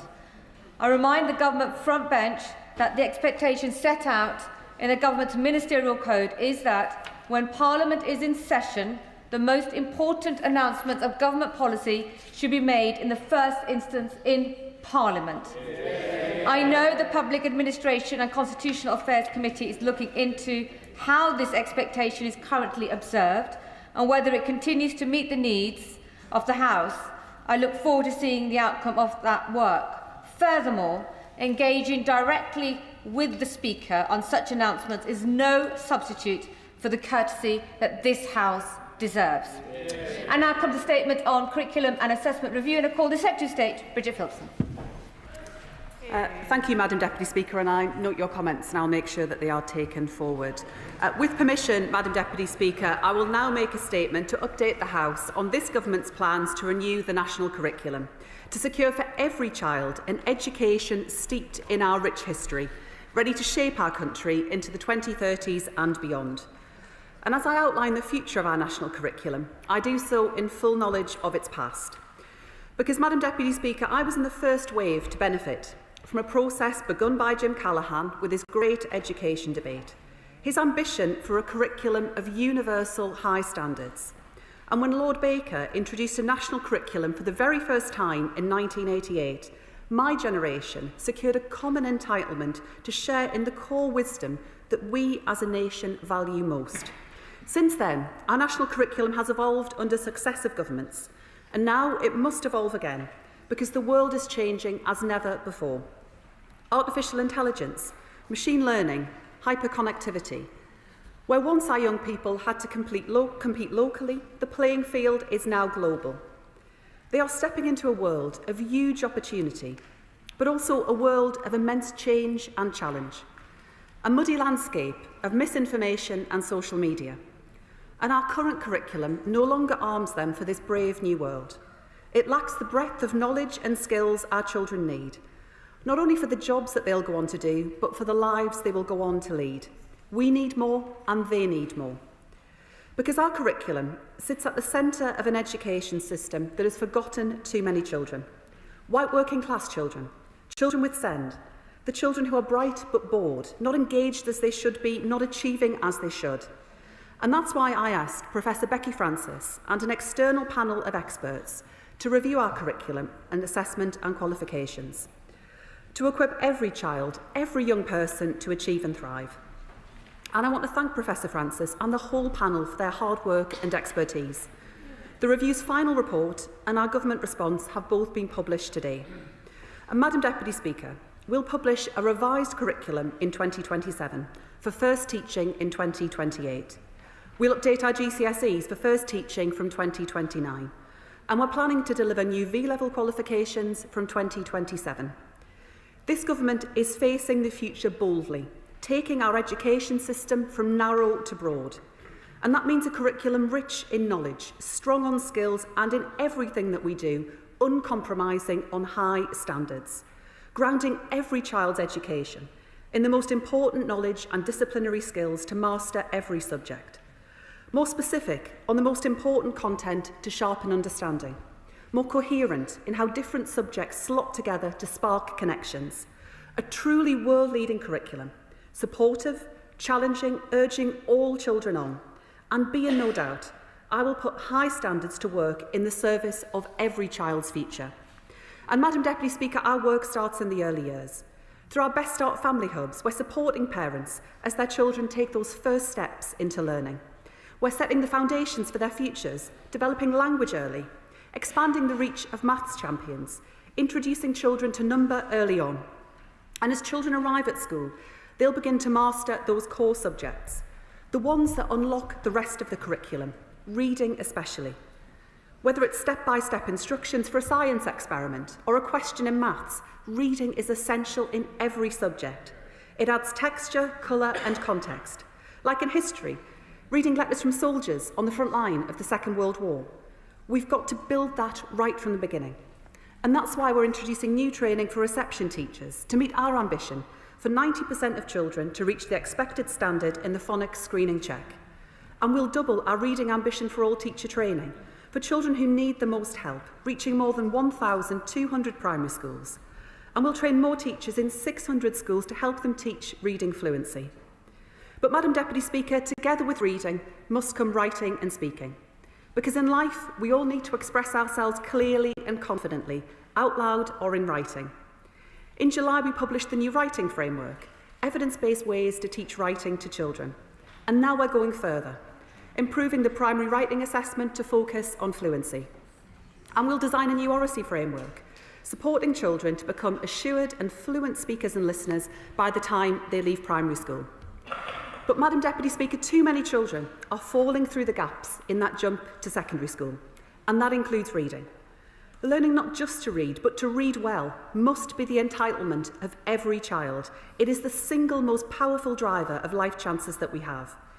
Yet too often, problems that begin in primary are left adrift in those first years of secondary. The focus fades just when it should intensify. So to make sure every school is on top of this, we're introducing a new statutory reading test for all pupils in Year 8. We'll expect all schools to assess progress in writing and maths in Year 8 as well, checking excellence in those vital skills. And our new RISE Key Stage 3 Alliance will spread excellence from one school to the next. All children will benefit from a new combined oracy, reading and writing framework, embedded across the entire secondary curriculum. And the brand new digital version of the national curriculum will also help teachers strengthen those connections across subjects and stages. And on these firm foundations, we'll build choice and breadth as children move into secondary school. And that means preparing them to tell fact from fiction, truth from lies, right from wrong. Our young people need that rich core of knowledge and skills, the high standards that I am determined to drive. But we must take literacy further and wider. The reformed English programme of study and English language GCSE will open students up to a wide range of texts, to see how arguments are made across different types of media, to discover the power of persuasion and emotive language in different contexts, and to understand how they can be used not just to educate, but to manipulate, exploited by dark forces online to spread lies and sow division. That's why we're building media literacy, preparing young people not to consume passively, but to engage critically, to recognise and reject disinformation. But we're not just boosting media literacy, digital literacy as well, through a reformed computing curriculum to navigate the opportunities and challenges of AI and much more, and financial literacy to empower young people to make informed choices about money, saving and investing. All of our plans to take education from narrow to broad. Madam Deputy Speaker, we need a fundamental shift in what we value in our secondary schools. And for that, we need a fundamental shift in how we measure attainment and progress to deliver the breadth that we want to see. And that's why today I can announce that we will consult on an improved version of Progress 8 and Attainment 8. Because the current structure holds us back on subjects that strengthen our economy and our society. And too often it restricts choice, turning children away from subjects like drama, art and design and music. Madam Deputy Speaker, our creative industries are a source of such national pride. But as Ed Sheeran has said so powerfully, we can't continue to lead on the world stage without a broad base in our schools at home. The arts should be for all, not just a lucky few. And we'll revitalise arts education, putting it back at the heart of a rich and broad curriculum. And to encourage variety to flourish in our curriculum, we will measure what matters, balancing breadth with a strong academic core, a mastery of the fundamentals combined with student choice, academic excellence on a broad scale in every classroom, art studio, dance hall and science lab. And in those science labs, a new triple science entitlement will give all young people the best opportunity to get into exciting new careers in clean energy, digital technologies and life sciences, building the strongest STEM foundations, combining with the new computing GCSE for students to excel in the new advanced digital and AI qualifications, addressing critical skills gaps in the tech sector. Going further to a new enrichment entitlement for all, civic engagement, culture, nature and adventure, sport, deepening children's investment in their time at school. But Madam Deputy Speaker, it can't begin and end in our schools. It must stretch from the Best Start in Life programme through to the Post-16 White Paper. And last month I updated this House on our plan for skills. And much of that is about supporting young people to build on this new curriculum, to make their post-16 choices from a clear landscape of A-levels, T-levels and new V-levels, clearer pathways through learning and into work, the skills to find a good job and get on in life. Madam Deputy Speaker, Professor Francis and the expert panel have delivered a strong set of recommendations upon which we will now build. Our new curriculum will be an expression of who we are as a modern nation, the knowledge, skills and values and the ideas that will bring us together and take us forward, building on the past to shape the future.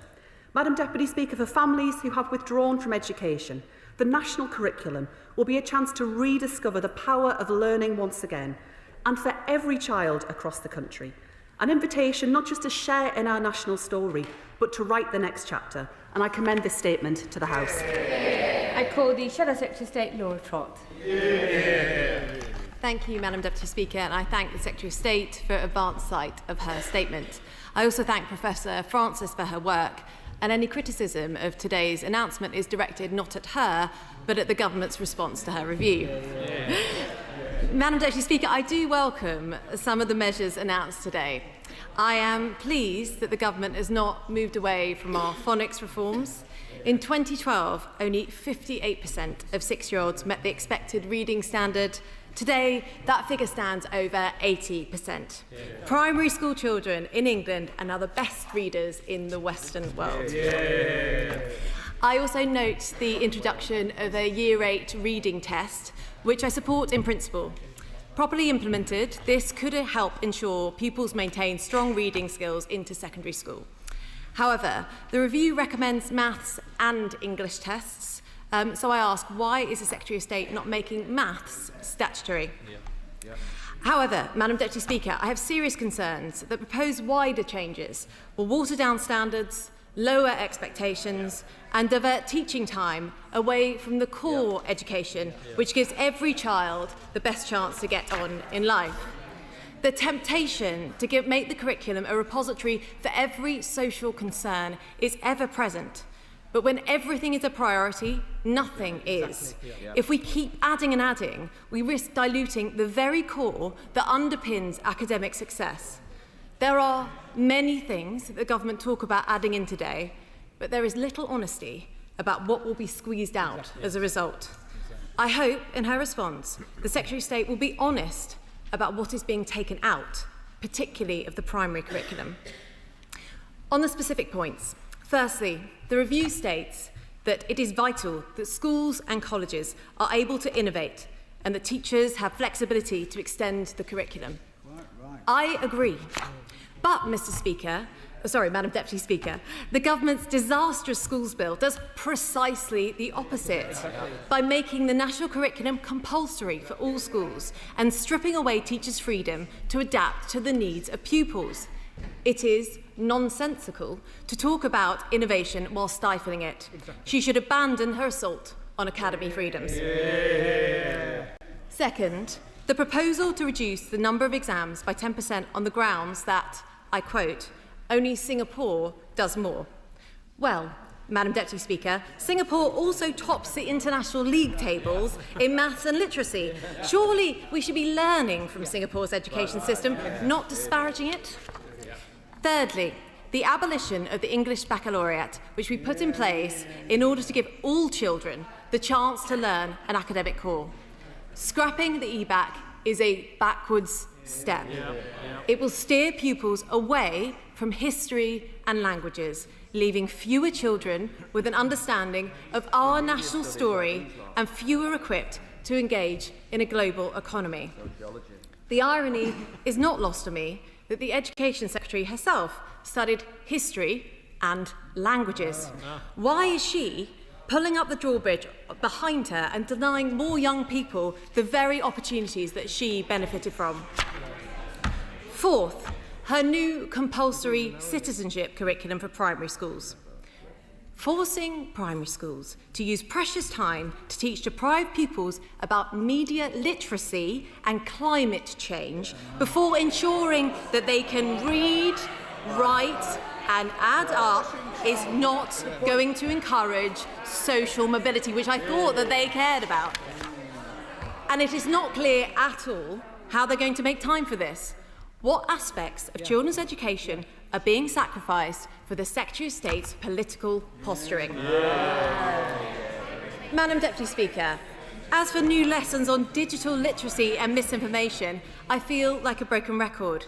The Education Secretary said on the radio this morning, and I quote, "I am worried about children spending hours in their bedroom looking at poisonous material that drips hate in their ears."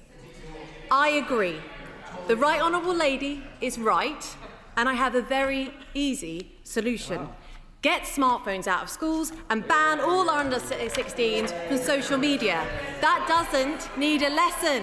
It's something they have the power to do right now to help children with the vile content that they are seeing online, the behaviour issues that we are seeing in schools, social media-driven knife crime, effects on attainment.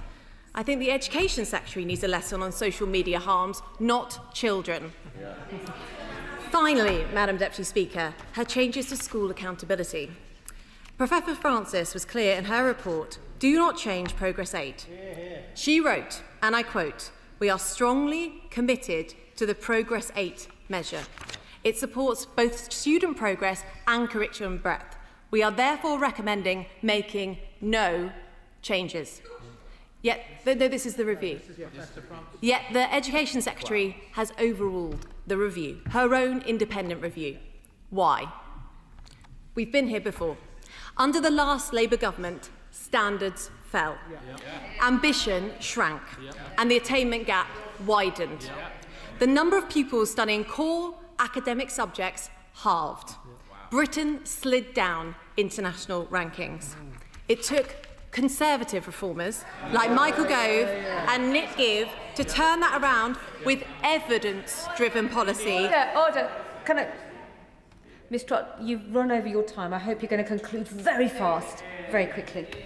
Rigorous assessment and high expectation. That formula works with English schools soaring back up the global rankings. Madam Deputy Speaker, we on this side will always stand up for rigour, for evidence and the life-changing power of high standards. And we will fight Labour's education vandalism every step of the way.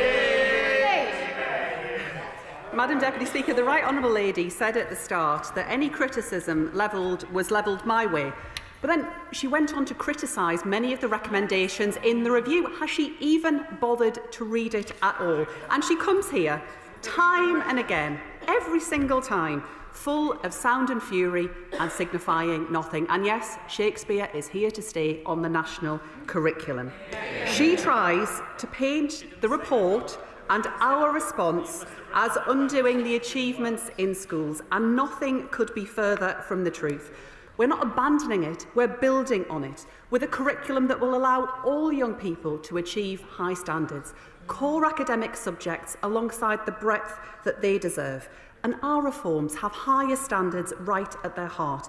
They will raise standards of pupils right across the curriculum, including in speaking and listening, reading, writing and in maths. And our improved Progress 8 and Attainment 8 measures will ensure that students retain a strong academic core, but with a breadth to expand into further study. And she might oppose the changes that we're setting out, but today they have won support from the Sutton Trust, from employers like the CBI, and from Sir Hamid Patel, the wonderful leader at Star Academies who backs the changes that we are making, that they signal both a welcome emphasis on creativity, reflecting amazing career opportunities, but with continued affirmation that success in English and maths is critical for everyone's life chances, and I couldn't agree more. Madam Deputy Speaker, we know that it is important that our new measures do provide that breadth and enrichment. Leaving aside that the arts and creative subjects are worth up to £125 billion to our country, they employ 2.4 million people in our country. I want more young people to have brilliant careers and opportunities in those fields. And the two are not in opposition. We can and will deliver high and strong academic standards alongside making sure that a broad and rich curriculum is the entitlement of every child in our country. And there was once a time when the party opposite supported that idea. It's why they introduced a national curriculum to apply in every school. We are restoring the Conservative principle of the national curriculum applying for every child. I benefited from that. I want every child in our country to benefit from that. Madam Deputy Speaker, the curriculum hasn't been updated for over a decade. Parents want one that is fit for the future. Employers back what we are doing and children deserve it. And the changes that we're setting out today will secure better life chances for all of our children. Darren Paffy. Can I welcome a curriculum review that will break down barriers? It opens up so much of the digital and financial literacy that they seem to think is unimportant to all, but we know will raise aspirations by equipping young people from all backgrounds. I have two questions that I would like to ask the Secretary of State. One is on examinations. We know that this country has an examination overload, and I welcome the reduction, the proposed reduction by 10%. The experts do. I would listen to them before I listen to the front bench any day. Their front bench, but would the if you listen you'll hear it, but would the Secretary of State please look at the overall load throughout school, not just GCSE year, and make comments about the introduction of an additional Year 8 diagnostic and how she sees that panning out. And my second question, and I declare an interest as the Vice Chair of the Modern Languages APPG, we broadly welcome the government response, which is going further than the recommendations that are in there and the recognition of importance. While it is right to scrap the EBAC, which has never really been taken seriously by professionals, could the Secretary of State please say how she would stop uptake from dropping immediately? What other incentives will there be? And how will she, when will she deliver the feasibility review of the very welcome new qualification that is being based on the expertise of languages ladders, which I know the sector welcomes? Thank you, Madam Deputy Speaker. Where it comes to languages, I share his determination to make sure that more young people have the chance to study modern languages. There is a particular challenge that we face around transition from primary to secondary. The review makes that clear, and that is one area for further action. But where it came to the EBAC, I'm afraid it didn't have the outcome that was intended in terms of improving take-up of languages. We're no further forward than we were in 2010 in terms of percentage figures. We aren't any further forward. We are seeing increases in the numbers of teachers coming forward to train in modern languages, and that is welcome. I also believe that a new stepped qualification will provide a useful route for more young people to study languages in order to move on to GCSE. And where it comes to exams and the time, particularly at GCSE, Ofqual have been clear that 10% is more than achievable. That amounts to 2.5 to 3 hours, achievable in reducing the time spent in exams, while at no point compromising the integrity or the high quality and standards of the system. And we will work with the regulator in order to make that happen. We are an international outlier where it comes to the amount of time that our children spend in exams at GCSE. And in terms of the Year 8 reading test, we will introduce a statutory reading test to make sure that problems are identified and children are supported. And that will run alongside diagnostic maths and writing tests as well to ensure that children are also making progress in those key areas. But if you can't read well, you can't do anything else. The Liberal Democrat spokesperson, Munira Wilson. Madam Deputy Speaker, I thank the Secretary of State for advance sight of her statement, and I thank Professor Becky Francis for her important work on this review. I welcome much of what has been announced today. As with free school meals and maintenance grants, the Secretary of State seems to enjoy adopting many Liberal Democrat policies.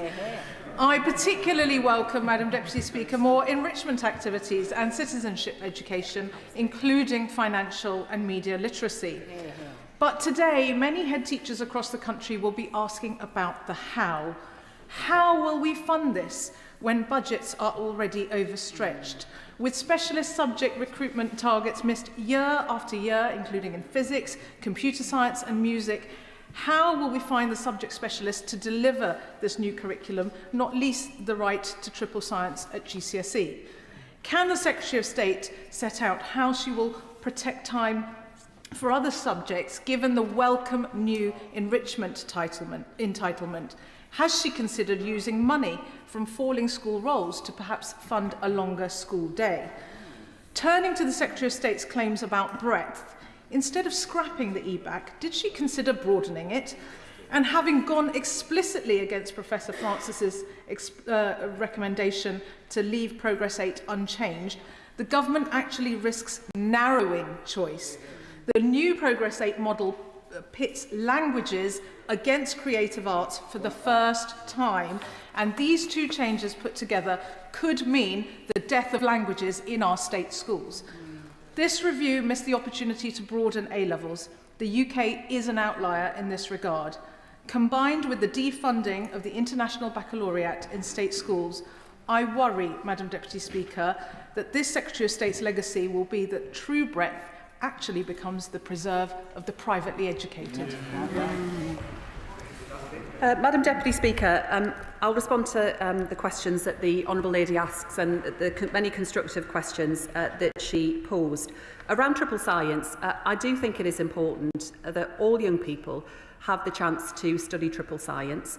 We'll work with the sector around how we implement that. We are seeing big increases in the numbers of teachers in initial teacher training, including in physics, but there is more to do, and that's why we'll do this carefully and with the sector.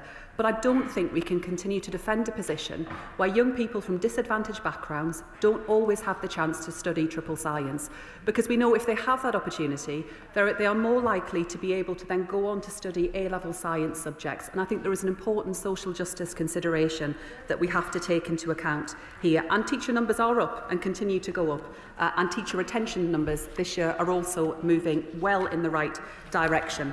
On enrichment, I do think that all young children and young people should have equal opportunities to development opportunities to help them to succeed. That's why we are setting out a core enrichment offer that every school and college should aim to provide. This will be part of our enrichment framework that we will develop with a group of experts across education, youth, sports and arts sectors to set out benchmarks around how schools and colleges can build that. I know that many schools already do this very well, and we want to build on the best success that's out there. But we'll also support that wider provision through, for example, dormant assets, our music hubs, PE and school sports partnerships, and much more besides. But I do think this is a real opportunity to deliver a step change in how we ensure that all children get a firm foundation in the basics and a wide and broad education. And I would encourage the Honourable Lady to look at the document that we've set out explaining the Progress 8 changes that we are recommending and that we will go on to consult on. Serena Breckenridge. Thank you, Madam Deputy Speaker. Be in no doubt the difference that this will make, because when our young people succeed, society as a whole succeeds. So I wish to put on record my thanks to the Secretary of State for delivering on our promise of a curriculum that will better prepare children, not just for exams, but for life. Over the years, previous education secretaries, and let's be real, we've had quite a few, they lost sight of what school should really be about. It's more than exams. It's about preparing children for the modern world and preparing them for the realities of life. So this renewed focus on oracy, reading, writing, maths, triple science, vital life skills such as... Please be seated. It is a statement. You must have a short question. Quickly. Thank you, Madam Deputy Speaker. Financial literacy, media literacy, those core skills to develop young people. How will she ensure that schools have the funding, resources and preparation time necessary to implement these reforms? I'm grateful to my honourable friend. I know she has a real passion for this area and brings her expertise to this House, and I'm really grateful for that. We will refresh the programmes of study and publish these in 2027, so there will be an opportunity for consultation and contribution towards that. And some of this is a question about how we better sequence our curriculum between different key stages. That is an important element of it. I do believe it is important that young people in primary school have more citizenship education, including in those critical areas around financial literacy. I was at a wonderful primary school just yesterday, Ashmole Primary in Lambeth, where I met with Year 6 students who were doing precisely that. And if anybody tells you that Year 6 students can't understand complicated concepts around financial education, then I'd suggest you pay a visit to that school and see the amazing work that's going on. Deputy Speaker, this is a thorough piece of work from Professor Francis, and there are things in it to welcome, including the retention of Key Stage 2 assessments and the triple science entitlement. But the government are going to have to say where the resourcing is going to come from to make that a reality. In truth, there are other things where we just don't know yet. It remains to be seen what the changes in English literature mean, what gets squeezed out. It remains to be seen what the new computing GCSE is relative to computer science. I hope it is not a return to the pre-computer science ICT GCSE days. One thing I regret is the demise of the EBAC. And let us remember what that is. It's a set of subjects that is presented clearly to children and their families, including and especially disadvantaged children, to say that if you study this core set of subjects, that will keep your options most open, give you most opportunity to progress in life. And it did increase uptake of history and geography.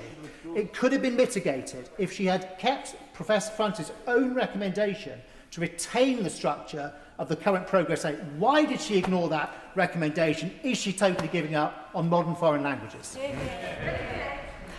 No, Madam Deputy Speaker. Triple science, as I set out earlier, I think it is important that young people have that opportunity. I do recognise that implementation and the way in which that is delivered will be important, and we'll work with the sector to do that. But the numbers of those entering initial teacher training in subjects like physics have increased massively this year. There's more to do, including through the subject knowledge enhancement that we also want to provide to more teachers in other science subjects. I recognise what he says about computing. It is important to get this right. Every area where there will be change will be subject to full consultation and with expert input. And computing is one area where I believe we also need to ensure that there is an opportunity to refresh some of the content on a more regular basis given the pace of change. But yes, of course, making sure that the qualification is rigorous. He talks about the review and welcomes much of their work, and I'm grateful for that.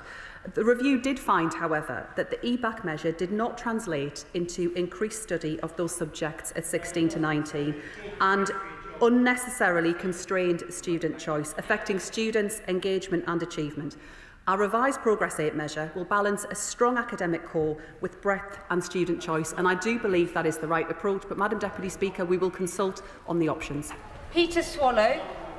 Madam Deputy Speaker, and can I warmly welcome this curriculum and assessment review, particularly what it says about a broad curriculum, about the importance of enrichment and essential skills like digital, financial and media literacy and communication. But can I ask my right honourable friend to go further and look at introducing a skills passport so young people can have the skills that they're learning in school properly recognised both for themselves and for employers?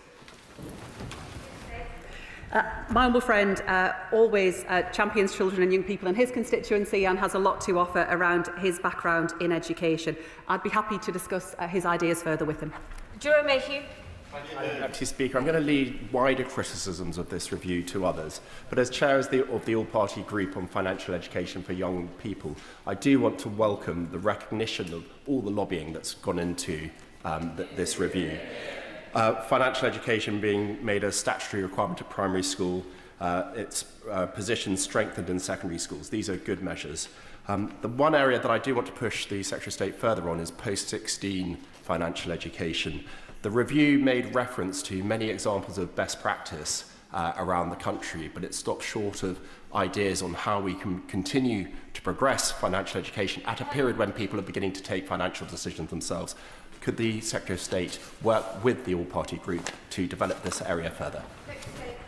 I'd be keen to see the honourable gentleman's ideas and those of the all-party group, and I thank him for the work that he's doing in this important area. And I'm glad that he welcomes many of the changes that we're setting out around financial education, but I note what he has to say around post-16, and I'd be happy to make sure that those ideas are considered.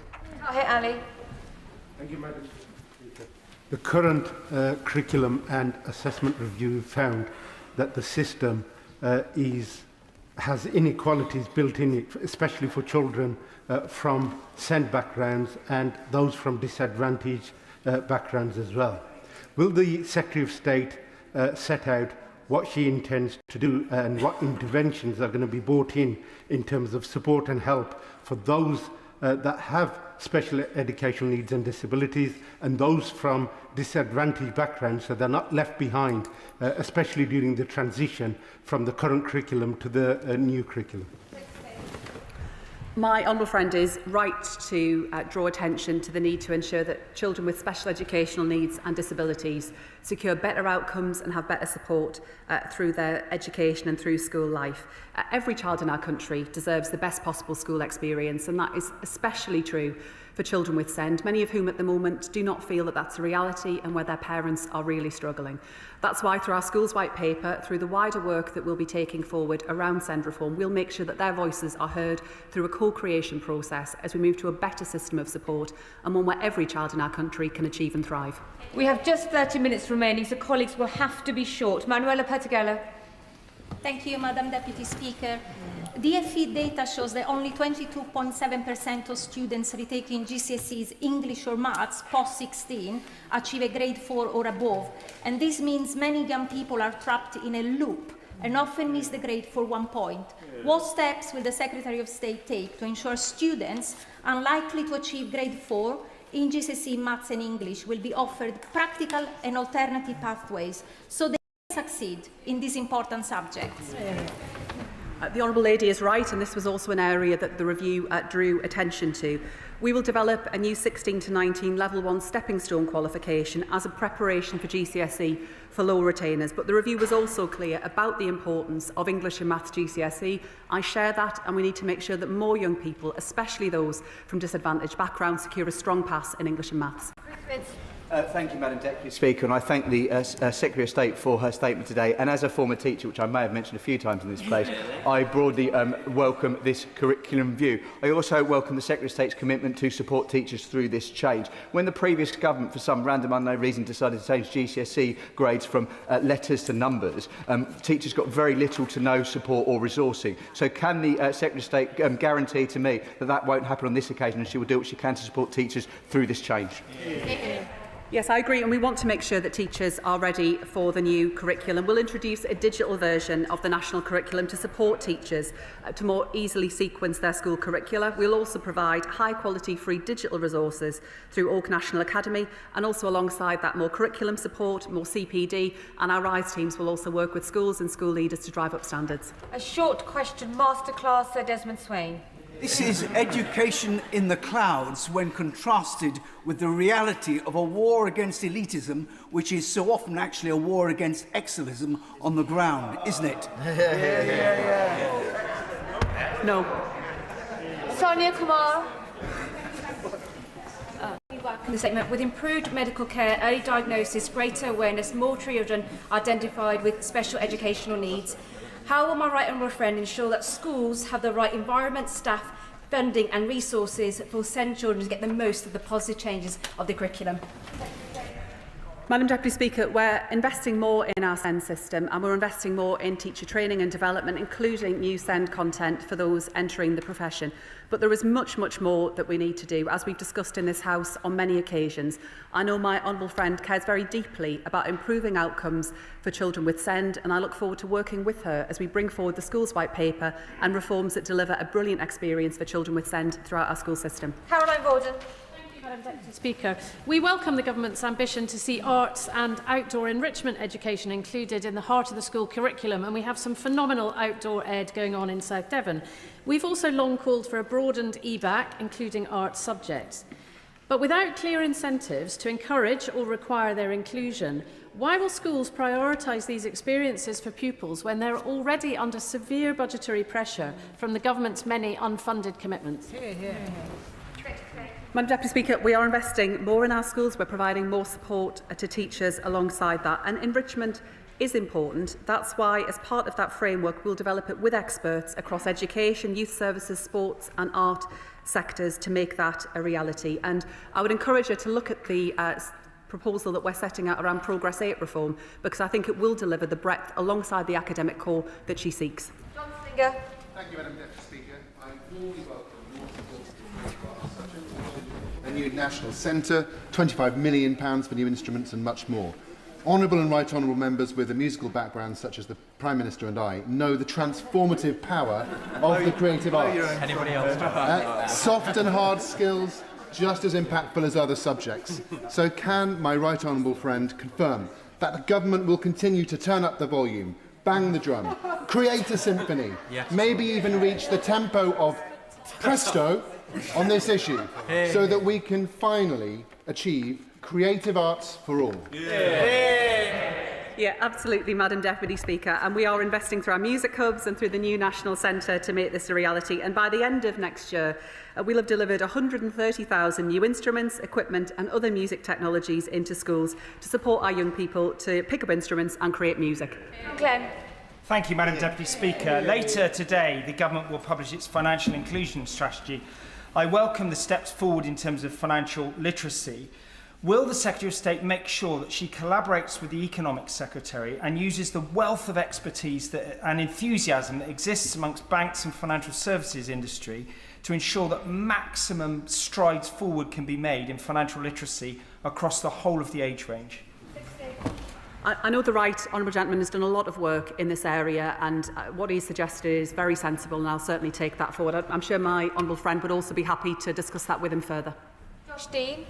Madam Deputy Speaker, and I really welcome the review's focus on social justice and the critical skills needed for work and life. But we know young people face an unprecedented mental health crisis, and I'm wondering, can the Secretary of State reassure me that young people's well-being will be a material consideration for her department in implementing the review's recommendations, particularly on assessment reform? And does she agree with me that on those critical skills, mental well-being and resilience are also critical skills we should support young people to develop, and they too should be included in reform of the curriculum? I agree with my honourable friend, and that's why we are rolling out more mental health support across our schools to make sure that at the earliest possible point, when problems arise, young people have access to high quality mental health support.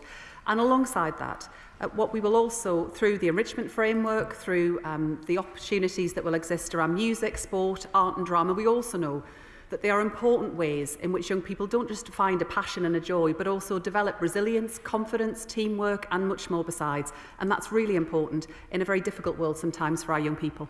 Rachel Gilmore. Thank you, Madam Deputy Speaker. As the Member of Parliament for Tiverton and Minehead being one of the most deprived areas in the country, standing 324th out of 324 on the Social Mobility Index, I wholeheartedly commend what the Secretary of State has announced today. However, I have grave concerns about the state of the schools in my constituency, particularly Tiverton High School, and the paucity of teachers, particularly in the art subjects that you quite commendably, the Secretary of State has quite commendably supported. I'm grateful to the Honourable Lady. I know she always bangs the drum for her constituency. We've discussed this many times. If she requires an update on wider issues, I'd be more than happy to make sure she gets one from the new Minister. Sean Davies. It's been 10 years since the last review, and the economy, education and the world, frankly, has moved on quite dramatically in that time, so I welcome the review. but subjects and activities like music, drama, art, play and debating have often had little to no attention and resources. Will my secretary, the right honourable friend, please assure me that she'll learn from the best schools in the country and local authorities like my own who've continued to invest in the 10 by 10 initiative so that could be cascaded across the country?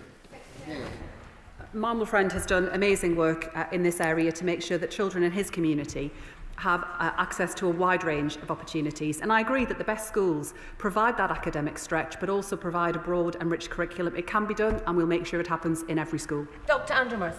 Mr. Speaker, Scrapping the E-back means potentially reducing the exposure of disadvantaged children to modern foreign languages. And the problem with that, a bit like their access to classics in the past, is that they will become relatively disadvantaged when it comes to places at elite universities. Would you agree with me that we must make sure that does not happen, since we all want to see improved social mobility in this country, and scrapping the E-back looks like a very funny way of doing it?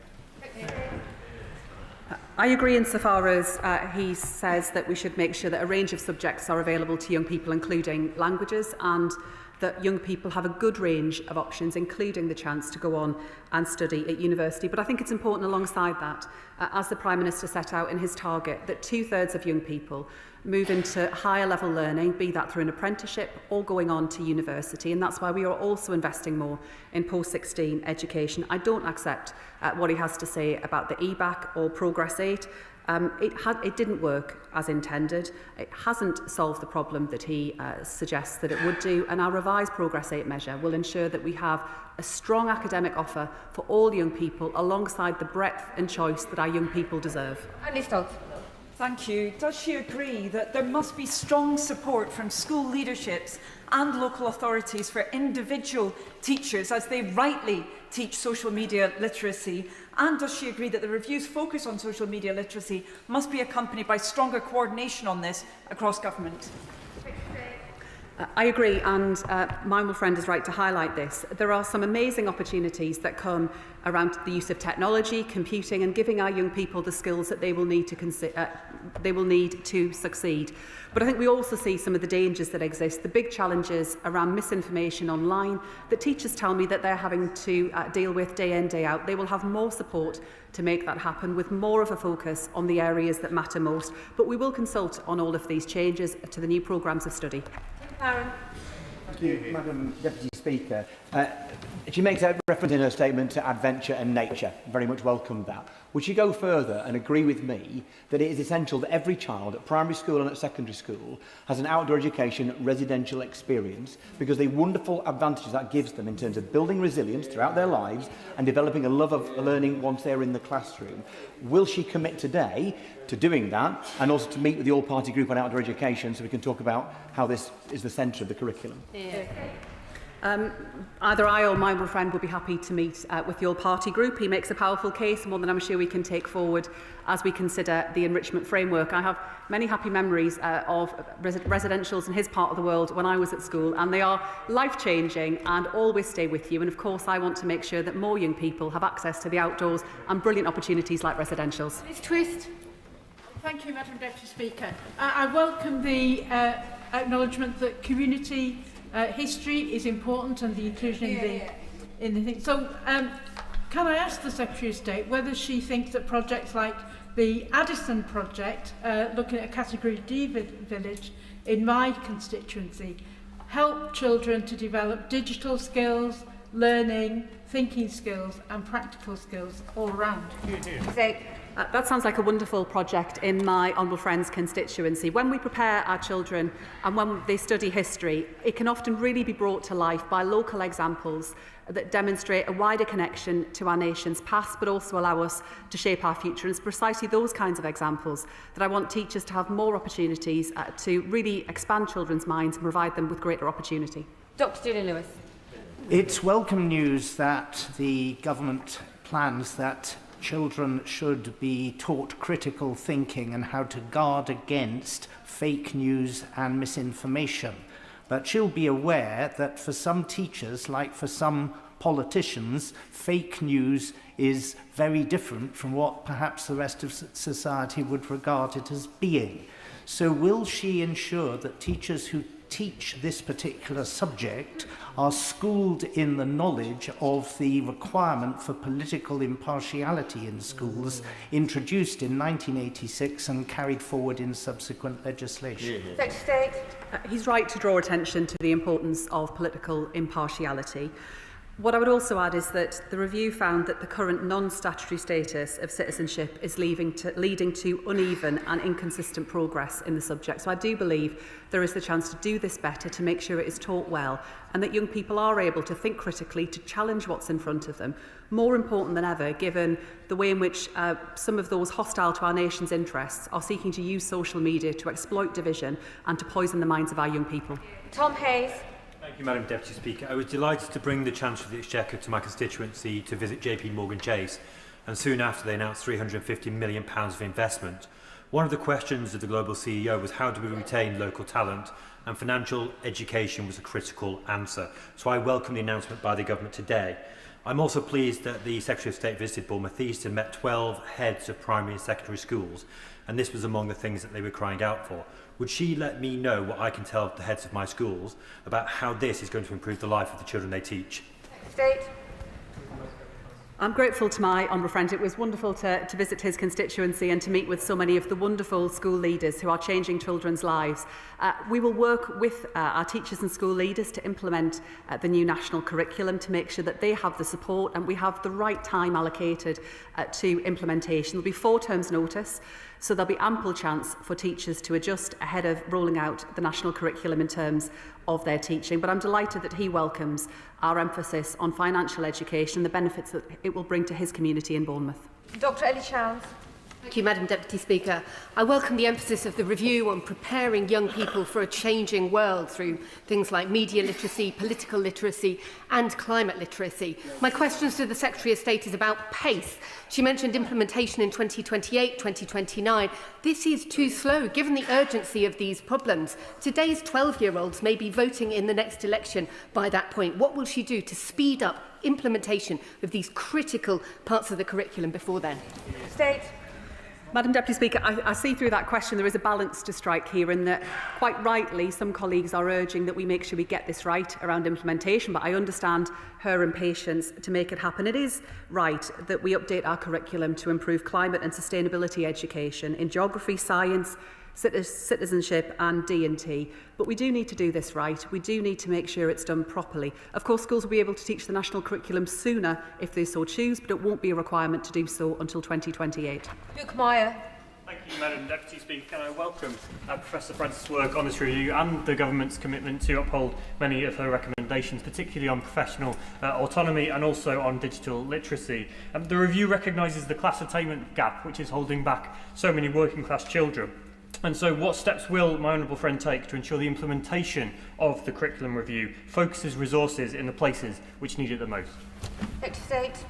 Madam Deputy Speaker, we are committed as a government to making sure that your background doesn't determine what you can go on to achieve. And to take one example from the review, it's clear that too many young people, as they leave primary school, don't have the reading and writing skills that they need to succeed later on in life, and that attainment gap sadly widens throughout their secondary school careers.